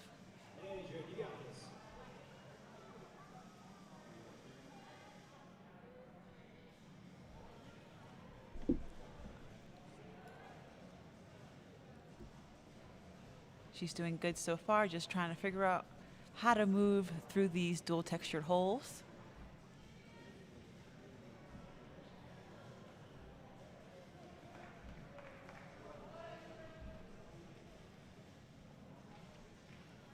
Here she comes.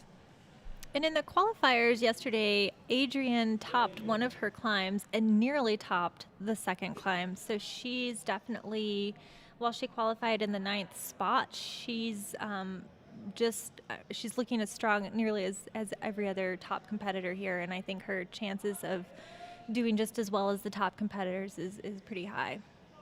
Well, if she trains at Team ABC, that's owned by Robin Rabitou, and we all know Brooke Rabitou, who competed in the Olympics this year. So they know how to train there.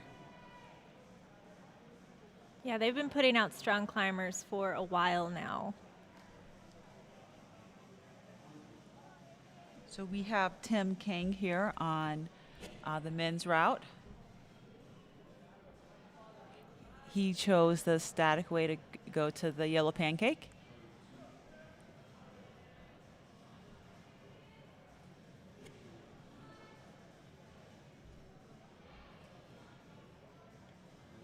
So Adrienne Clark is coming upon the foot first portion of the route. Let's see how she reads it. It looks like she just used power. She didn't need to go foot first. Yeah, this 16-year-old, like many of her teenage climbing friends, have power for days. She's been climbing for 10 years, so she started climbing when she was 6. Yeah, wow. Nice, Tim. You got this, man. And like many of her fellow athletes, she is working and training to try to make eventually the U.S. The U.S. team for the Olympics. Many have either set the goal or are training toward the goal of making the Olympic team. But of course, with any of these, they have a lot of other steps. The U.S. team, World Cups, prior to making an Olympic team. like Maya, she's found a variety of ways to rest and then moves into this next section. That crimp is really challenging. She's choosing an open hand grip with that right hand. Yeah, come on. Powerful move. And I think it's nice to see that because you can appreciate how easy some of the other competitors made that look that have a lot of shoulder power, like Maya, in that it was just such a challenging move to get over there. So Tim is out of the question mark, pretty much at the very top of it, trying to figure out this crimp sequence. Despite leaving the question mark, he is still approaching a new question. I was going to say, the real question is how to do this, and he did it. He did do it, and that was really powerful. You can see he hit that right hand with his shoulder still engaged, unlike some other people that have fallen there. Oh, and that was so unfortunate. It was just a misstep with his hand.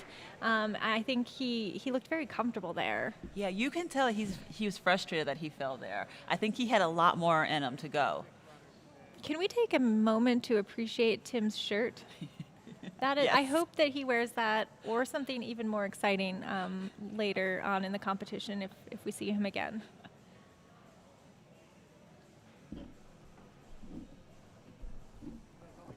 Well, now we're down to the last 8 competitors on both genders. So in theory, these are the top 8 climbers, at least according to semifinals or to qualifications. So we may see some people push past the current high points. But at the moment, let me pull up our results to share with you where we're sitting at the moment. So for women, we're still sitting with Maya and Estelle tied for first with that high point of 38 plus, and Laurel Falk falling right behind.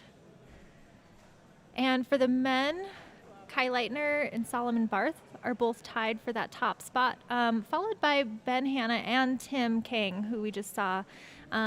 So currently, if we're looking at it for who's going to make it to finals, it could be anybody's game as we still have 8 climbers left, but those people in the top 2 to 3 spots can start holding their breath a little bit.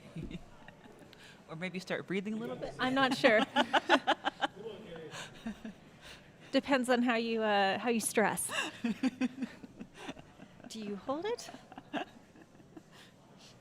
So we're about to see Carrie Scott hop on. Carrie is a really strong sport climber. I'm excited to see her. I actually primarily know her as an outdoor sport climber. I haven't seen her compete inside yet, so I'm excited to see how this goes. And we have Xander Waller on the men's route. Carrie opting for the direct hop start, skipping those useless early moves for some. Like, that's a bold statement. I know. Useless. Some people have no use for them. I would. Carrie's 25, and she's tall as well. She's 5'2". No, she's 5'8", with a +2 wingspan. So she's got some height to her advantage, and has been climbing much of her life, 17 years. Wow. Yeah.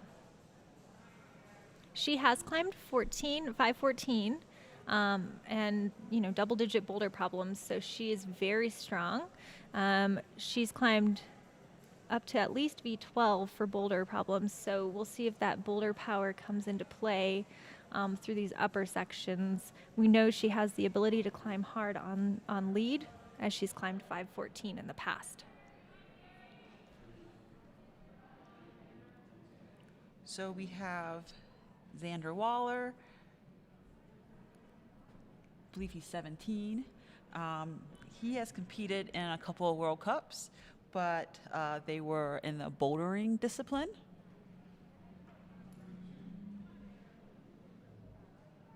Come on, Xander. One of the biggest differences in the bouldering versus the lead climbing is you can fall and you can get back on in bouldering. So you can try a variety of beta or different paths and still have some time to get up the route. But with sport climbing and with lead climbing, it's over if you fall. And I think that could be really frustrating to somebody that is accustomed to the bouldering world. Come on, Carrie. Carrie making it through this upper crux here. And it looks like she's going to take a rest, like many before her have. The question is, how many rest positions will she have? They should get extra points for the number of rest positions they can find on this sloper.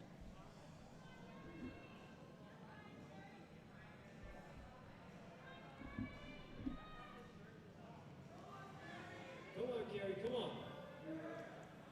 You got this, Xander. Oh, yes. She manages to stick that hold. You can see it was a really big challenge for her to stick that, but now that she has, she's taking a moment to breathe before reaching out for the next big shouldery move.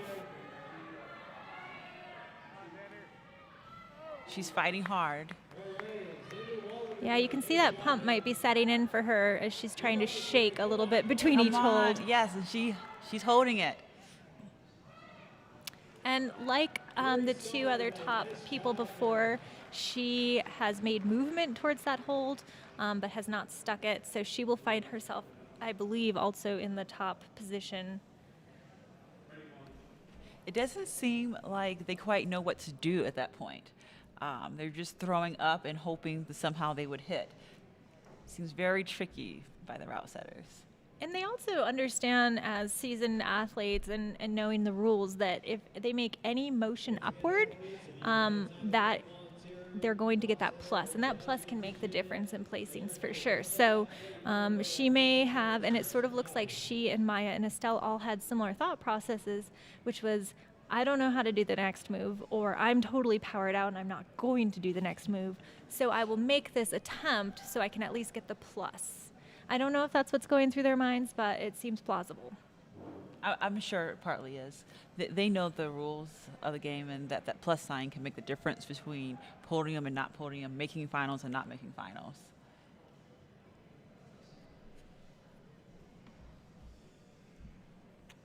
So we did not see where Xander fell, but I'm looking actually at the scores right now, and he's sharing the top spot with Kai and Solomon. So he made it to that same point, meaning he reached out and controlled that right hand iron cross and then made movement towards the next hold.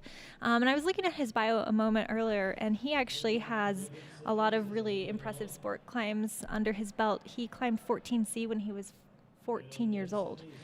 So he, while he has some impressive bouldering scores, competitive experiences, he's also a very strong lead climber. Now we have Derek New. He's from Colorado and 20 years old.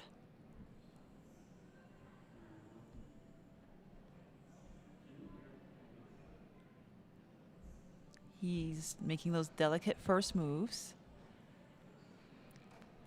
He has a very good height and wingspan, 5'11" and +3, so he'll be able to use that to his advantage, I think, in this upper section. And this is Olivia Ma climbing. Nice there, looking strong. You got this, man. Choosing the traverse method.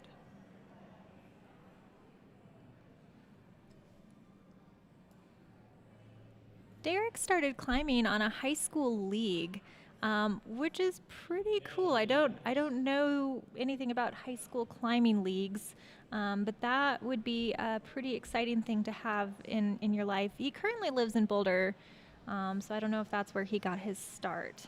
He's wearing a CU uniform, so maybe he goes to Colorado University. You know, he's only been climbing 6 years, which, 6 years seems like a long time. So at age 20, he started climbing at age 14, which for a lot of these people is sort of a late start. Late stars. I know. Let's not talk about when we started climbing, Fabio. Let's just say I enjoyed a beer after my first day of climbing. I was pretty much in med school. Yes. There needs to be a professional geriatric league in which we can join. Absolutely. So he's choosing to rest here on the question mark. Let's see if that extra long wingspan. Ooh, and a slip takes him out early. That was so disappointing to see. I felt like he was looking so strong there, and then the way the volumes come together there make for really kind of rounded edges that were really just difficult to put your feet on and trust. Olivia choosing the top of that instead of clipping off of the undercling pocket. And we'll see which method Olivia chooses here. We have seen several athletes do very well with a foot first, as well as the possibility of going the other way. Hand first has worked well too. So we'll see what Olivia chooses.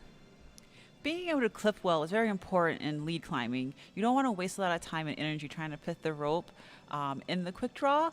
And there are proper ways to put the rope inside of the quick draw. And if you do it incorrectly, you will have to go back and unclip and reclip correctly. Olivia choosing not to go feet first and also looking for that knee bar for a moment's rest, as she, like the others, will find that resting point on a terrible, terrible sloper.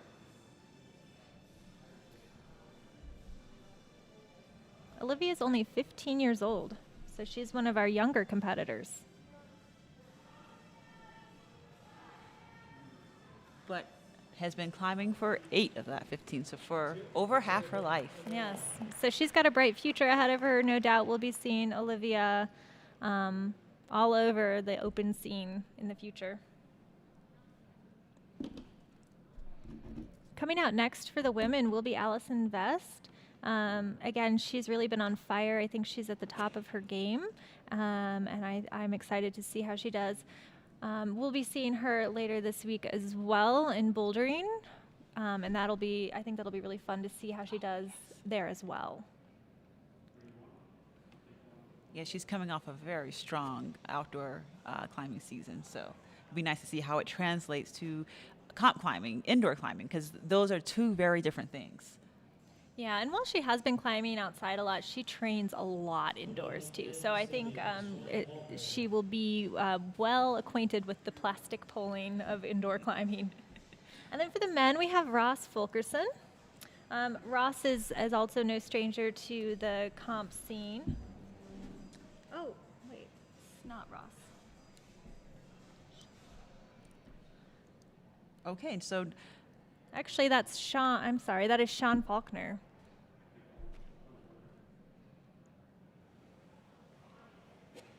So Sean is 20, and he is from Canada. And he's actually been in 3 World Lead Cups and has done rather well in them. And Sean did top is one of the 4 men that top all 2 of the lead routes in qualifiers. So we can expect that he will do well on this route. So he is one of the top climbers coming in. He's moving very smoothly so far.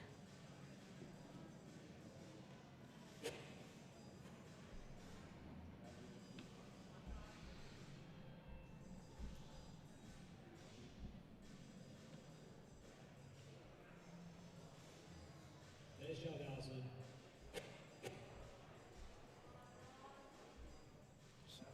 He decided not to use the rest that many of the men have chosen to do before, but he's using a drop knee to move up through this question mark. And if he can stick that right hand move that we've seen others stick and fall on, I think that will guarantee him a final spot with only 2 more climbers, I believe, coming after him for the men. Come on, Sean. In fact, he could stick it and not make movement and still make the top 8.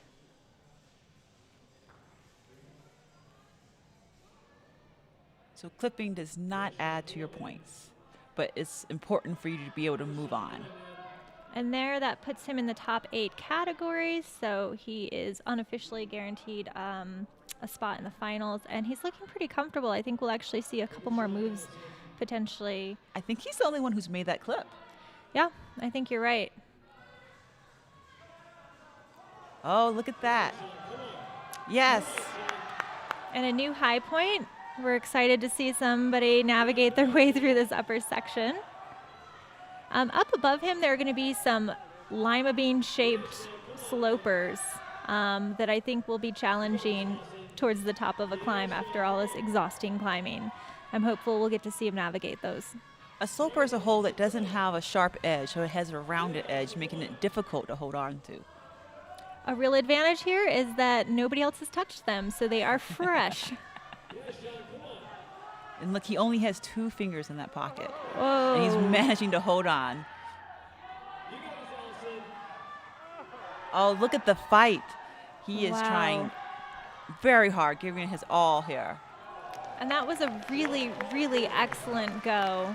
And now we see Allison Vest finding the variety of resting points on that level volume, sloper attached to the level volume.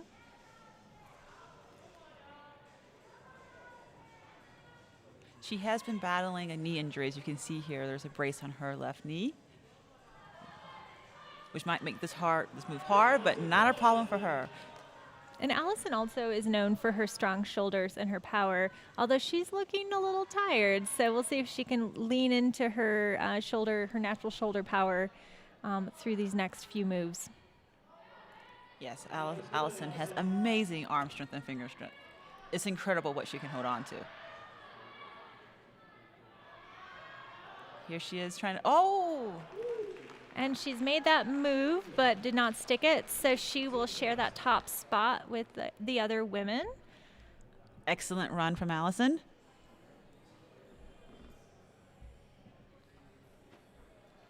So now there are 4 women who are sharing the top spot.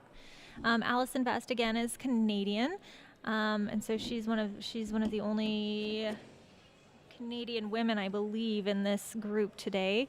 And then Carrie Scott, Maya Madaire, and Estelle Park all sharing that top spot.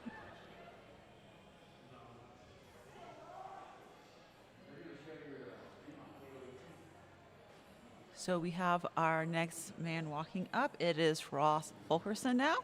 Okay, so we had a little change in our paperwork here. So I'm sorry for Ross earlier for misidentifying him.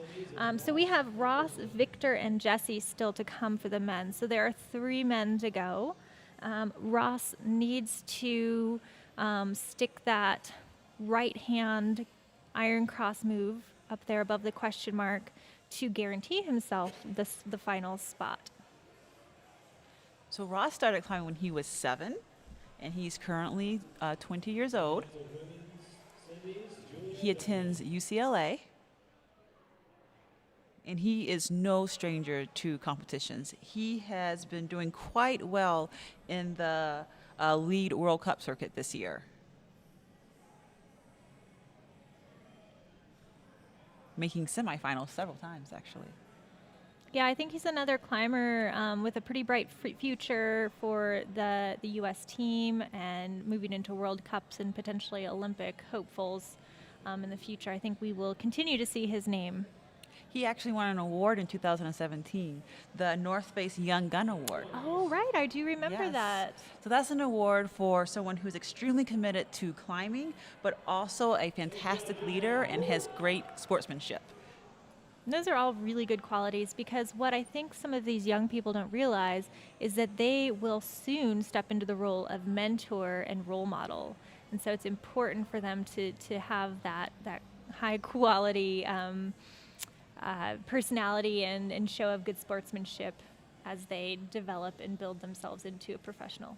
And he just missed that clip. I think he thought he'd gotten it, but realized after he looked down that the rope was still hanging below. You got this, Ross. Come on, man. But he recovered very quickly from that.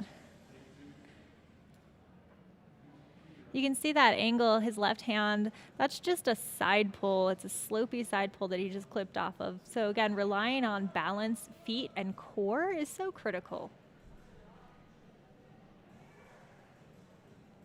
Resting out here. He'll need all the power he can get for the iron cross move on the red cramps.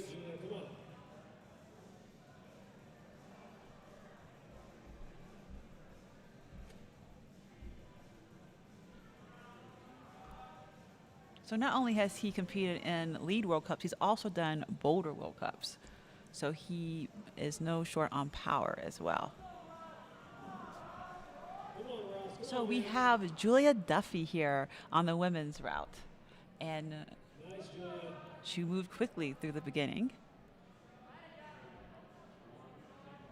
She's choosing to use the undercling that many have decided to skip. And here is Ross choosing to use a different toe hook to make work on that red crimp. So in order to tie up in the top spot, he had to do exactly what he just did, was make motion towards the next hold. He stuck it, so now this puts him into the second spot. But he needs to clip. Yeah, his feet are getting high, and if his foot happens to pass that bolt, he will be called down, but he managed. Smart climbing there, very Yeah. smart. It was really good body awareness to recognize how high he could bring his feet before he had to clip. And pulling in on that right heel to make the match as he eyes up the lima bean sloper. Crossing into it, Oh, and he's holding it. really strong. Lots of power. Oh, just slips off. It was a really good effort. That will certainly secure him a spot in finals. So Julia is resting here.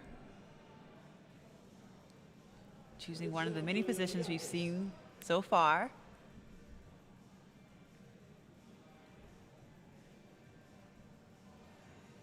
So Sean and Ross made it to the same point and made the same positive movement towards the same hold. So they are tied both for first. And Julia trying the more traditional method of right hand to the crimp, left hand side pull, right hand side pull. And she's also competed in World Cups this year. Come on, Julia. Come on, Julia. Seeing how much shoulder power is left in the tank through this section. It's a real question for these climbers. And let's not forget that anybody that makes finals will be climbing later today.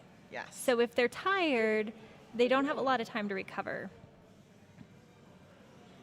Similar to the other top qualifier or the other top semifinalists, she made movement towards that yellow volume but did not stick it.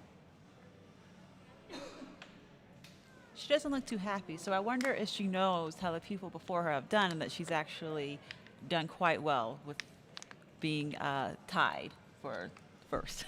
Well, and the only way that these climbers can really know how well people have done is by listening to crowd reactions. The isolation area is upstairs, so they could hear the crowd, but that said, the crowd isn't that huge today, so they may not have a very good indication. What I can say is they probably assume that nobody's topped the routes because there hasn't been that large eruption of cheering. So now we have Victor, the brother of Oscar, from Canada, on the men's route. And Victor is one of the 4 men who topped both qualifier routes, so he's certainly in contention to take a top spot today. So he's representing Canada, but he's actually lived in several different continents. Interesting. Yeah, he's lived in Asia, Africa, and in North America, including the U.S. and Canada. Wow. Yeah. He has competed in lead World Cups this year in France. And he actually placed quite well, 9th and 5th place.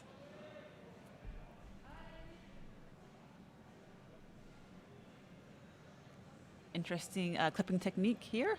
Yeah, his hand got a little bit in the way of the rope there, but rather than letting it bother him or trying to adjust, he just accepted it and continued on.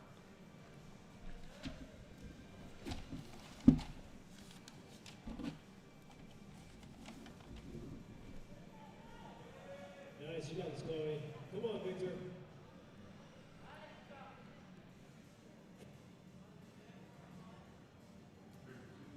Victor is still pondering what to do on my question mark. While we have, Chloe Koskoy. yes, on women's. Chloe has been training pretty seriously for the last couple years. She's used her COVID times to get stronger.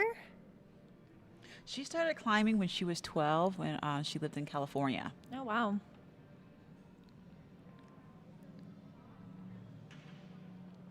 And, I've watched Chloe climb. I've watched her boulder before. She was here at the Yankin Yard a couple years ago, and she has some really incredible shoulder power, and I think that could serve her really well if she can get to that upper section where the shoulder power plays a part.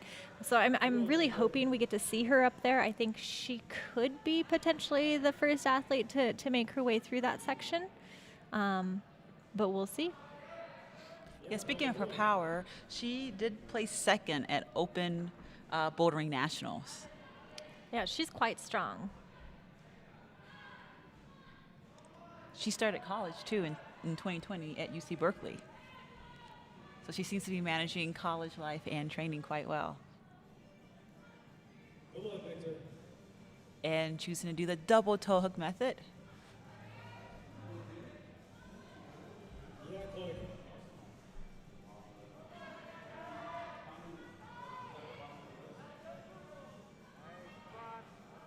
Come on, Victor. Come on, man.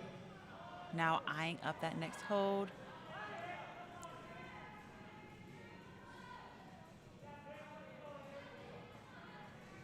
You know, we can assume that she has a fairly high IQ, right? If she's going to Berkeley.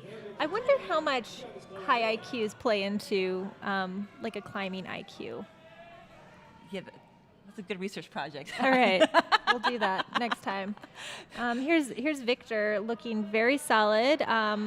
That movement right there did just allow him to take one of those spots for finals.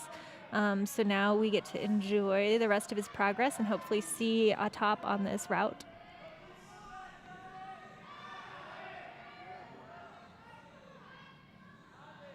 I've heard in some comps that the semifinals is actually the hardest route because you want to create separation between athletes and they're fresh.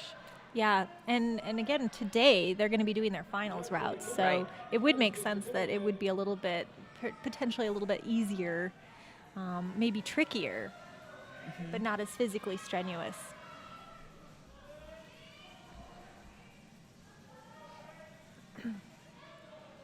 We only have one climber for the male side left after Victor, and that will be Jesse Grouper. We still have quite a few, couple women left. And Allison Vest just did have a fall. She made it through the shouldery section, but did not make it to the next hold. So she fell where the other top You mean women have. Chloe. I'm sorry, Chloe Cosquay. My mind is still on Allison Vest. You are correct, Chloe Cosquay.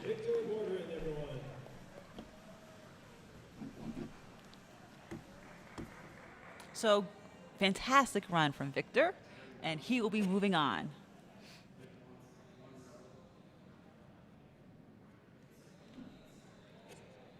So as you can see, there's clocks. The one says 2:34 for Victor. It said 1 minute. They get 6 minutes to top the route. Yeah, and so then if multiple climbers top the route, then they count back to the time, whoever did it the quickest.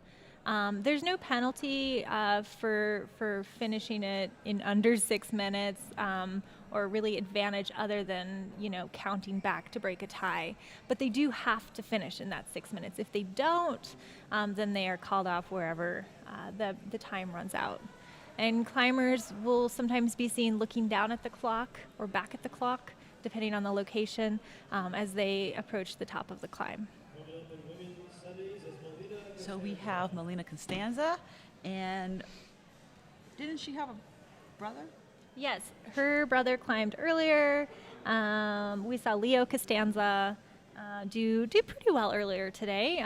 He's currently not moving on to finals. I believe he's in 9th at the moment, so that pushes him out of just right out. Yeah, out of the finals, which is disappointing, I'm sure. So hopefully Melina can carry the family name into finals today. I think there's a good shot at that. She's very strong, very powerful, and also pretty seasoned. And she taught both problems She did. in the preliminaries. She did. Choosing for the run and jump. She didn't even go to the white hold. You know, when you watch her do it, you're like, yeah, that's definitely the right way to do it. That looks pretty easy. Why would you go any other way? But I have a feeling that if I tried that, it might look a little more challenging. They should show us trying to do all these problems later. I think that would be entertaining.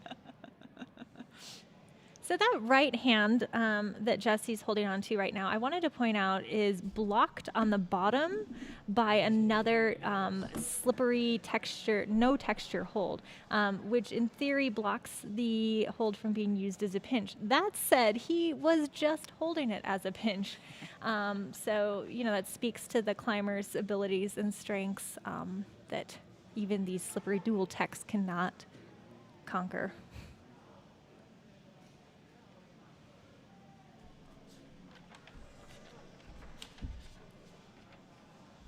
So Jesse, he started climbing at the age of 6, so pretty young. And Yeah, he's 24 now, so Wow. he's been climbing a long time, 15 years, the majority of his life. And he's climbed 515A. whoa. He climbed Jaws too, so he is a very accomplished lead climber. So Melina actually goes to UPenn. She's class of 22 at UPenn, and she's on the USA climbing team. Wow, another academically inclined person, high IQ. I think we are putting together our study participants for whatever research study we're putting together, Fabia. She's been climbing since she was about 4 or 5, but she first started competing at 8. So she's 21 now. She's been doing this for a while. She has no memories, I'm sure, of not doing this. That's kind of a crazy thought. I've never thought about not having a life pre-climbing. Yeah. And I think that's the reality for a lot of these young climbers that have been climbing their whole lives. And she's making this part look easy.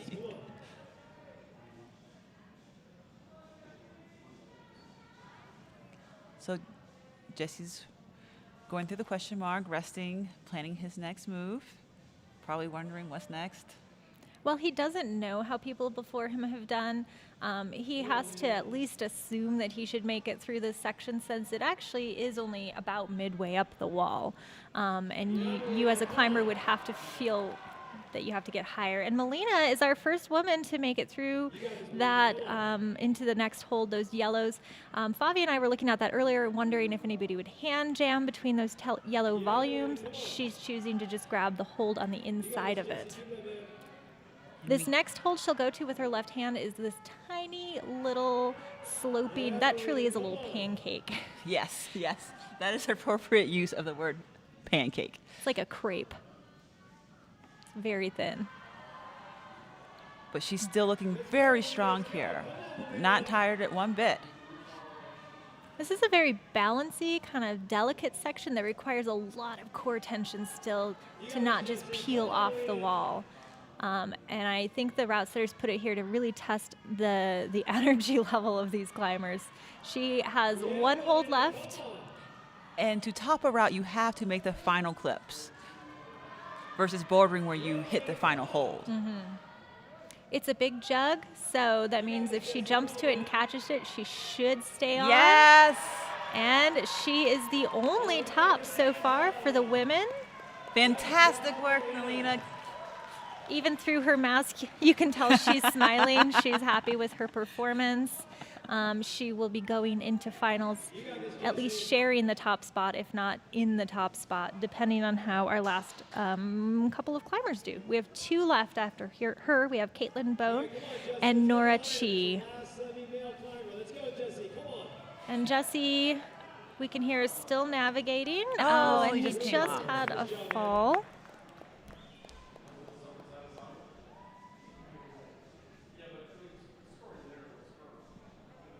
So right now in men, we have Jesse in 4th place.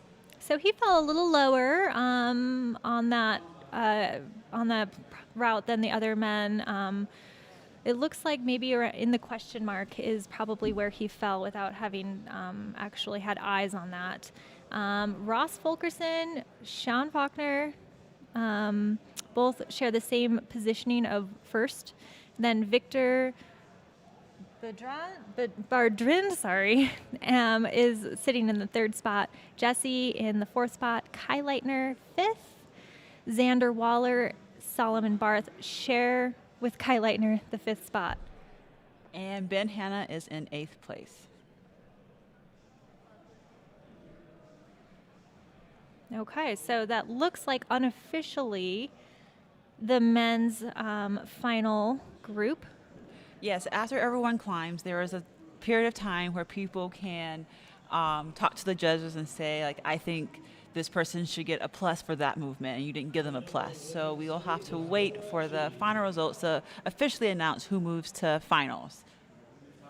And so Ben Hanna secured that last spot in the top 8. And if you recall, he was on that right-hand iron cross hold, but he made no movement towards the next hold. So that was where you had to get as a man to make the top 8. We still have 2 women to go. We have Caitlin Bone, she is a local Yes. Albuquerque crusher. She's a teenager here. Yes. And then we have Nora Chi, also up to compete. Nora did really well here at the Yanking Yard a couple years ago as a teenage climber as well for the bouldering competition. Oh, so we have Nora up right now, choosing the traverse. She's moving really quickly and efficiently, though.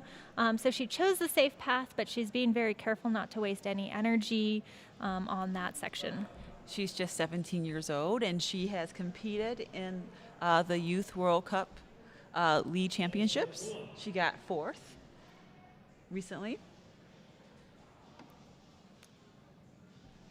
I looked down at my notes for a moment, and when I looked up again, Nora had made a lot of progress. She's moving very quickly, which is certainly a technique if you have the confidence to move through these problems, through the different little mini boulder problems. Because if you can conserve energy by moving quickly, you're going to really benefit later. Some people move quickly because they're confident, like I'm sure Nora is right now. I also move quickly because I don't have any endurance. It's a good technique. And some people, if they move quickly, they actually get pumped very quickly. Their heart rate goes up. They will build lactic acid a little bit quicker. So it's actually really person to person and personality, I think, dependent on what style works for you, and also depending on the route. She is looking very strong, though, and is going very fast, but climbing very precisely, not making any mistakes in her fast movement.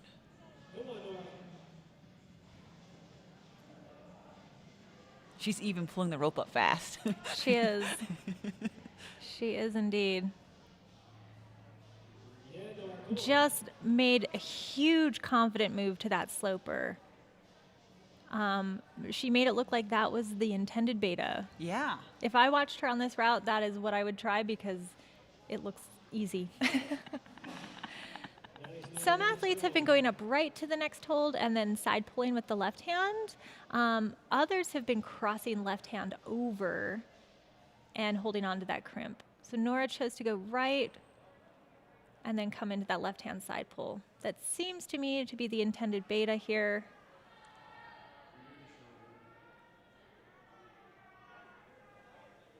Oh, look.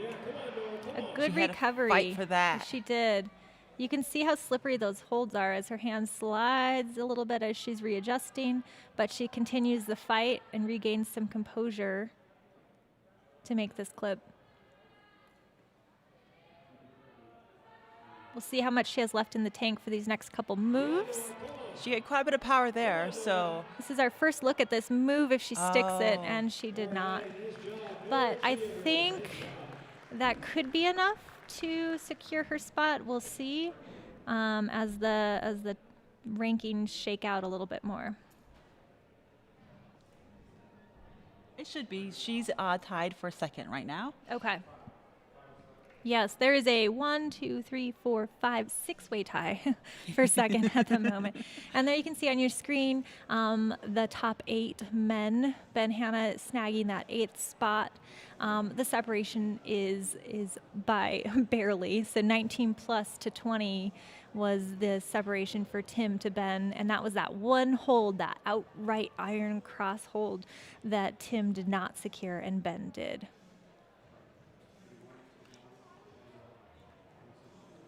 And so now we're just waiting for our final climber on the women's route. Yeah, they have saved, in my opinion, the best for last.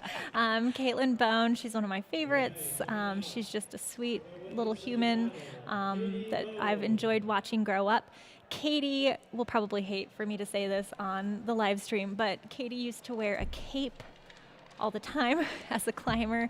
She would compete with a cape. She always had her hair done really elaborately and called herself Katie Batgirl for a long time, I believe, on social media. She's absolutely going to kill you. I think she's outgrown that. I'm sorry, Katie. But I do adore you, and I think that you're going to do really well today. So Katie is a very strong climber, but also a very strong ninja. And she has competed on American Ninja Warrior Junior 2 years ago and placed third in worlds at ninja against adults. So all the best top ninjas in the world, she got third place. Sometime during her youth climbing career, Katie was also diagnosed with diabetes. That's that thing you see on her arm. That's an insulin monitor and pump. And it's been a bit of a process for her to navigate how to go about climbing and maintaining her health through climbing, but it seems like she's done a really good job with it, and she's worked really hard with her family to be successful. And I think she's a great representative for diabetic athletes and just what can be done. Yeah, it's very difficult trying to manage how much glucose, how much insulin you need when you're performing sports, because you don't quite know how much energy you're going to be using. So this is quite impressive. And as a doctor, Fabia, can you answer for me, how much does things like stress or anxiety go into that? Does that affect it at all, or is it just purely physical exertion? I am sure that stress and anxiety also will affect your insulin glucose levels. Got it. So there's a lot to take into consideration when you're figuring out the dose you need for competitions. And not to mention, she's still a growing teenager. Yes. Which everything changes so quickly. She had to be careful right down there. You saw her foot was very close to the bolt hanger a moment ago, but she managed to pull it away in time. The athletes are very aware of their surroundings and what they should and should not be standing on. Katie climbing very confidently through these. She knows that she is very strong and can move quite quickly to these holds. Oh no. A foot slip. She must be so baffled right now about what just happened. Oh, I know, a she's devastating disappointed. moment for Katie. But Katie is also signed up to climb in the speed and bouldering aspects of this competition. So if nothing else, she's saving her energy for those other elements of this week. And I'm sure she's disappointed, but she has a really bright career ahead of her, and I'm sure we'll see her on the scene more and more. We absolutely will see more of her in the future. So that's it for the North American Cup lead semifinals for men and women. And so right now, Melina is number 1 with the only top we saw. And number 2, the second place, is tied between Estelle Park, Julia Duffy, Chloe Goy, and Nora Chi, Maya Madaire, Carrie Scott, Allison Vest. Wow. Yes. So there wasn't a ton of separation between Estelle and Allison Vest. There fortunately was enough to get those top 8 spots filled, but that is certainly something for the route setters to ponder as they are building their finals routes for these women, because certainly they will want to see a little more separation between those women for the finals route. Any surprises in this Um, list?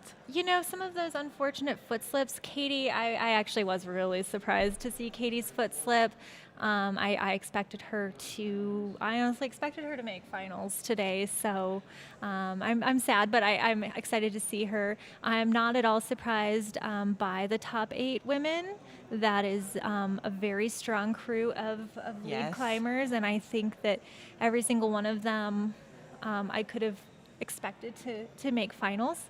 Tomorrow, I think it'll be really interesting. I'm wondering if Melina will also take the first spot. She did look much more comfortable and very strong Yes, on this yes. route today.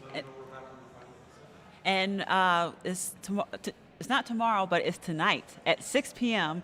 are the lead finals. So you'll get to see Melina try to battle to the top again and see if she can do it twice. Or now I guess it would be 3 times because she topped everything in qualies and now in semis. So she's on a real roll. She is, and I'm excited to see where this goes later today. So be sure to set whatever alarm, tell Alexa, get yourself a reminder to come back again at 6 o'clock tonight for the top 8 men and the top 8 women. You can actually follow USA Climbing on YouTube, and if you follow them, they will then give you notifications about 30 minutes before the competition starts. That's right. And Fabi and I will be back again with you tonight for some more entertaining commentary. In fact, we will be joining you all this week for all semifinals and finals, speed and bouldering.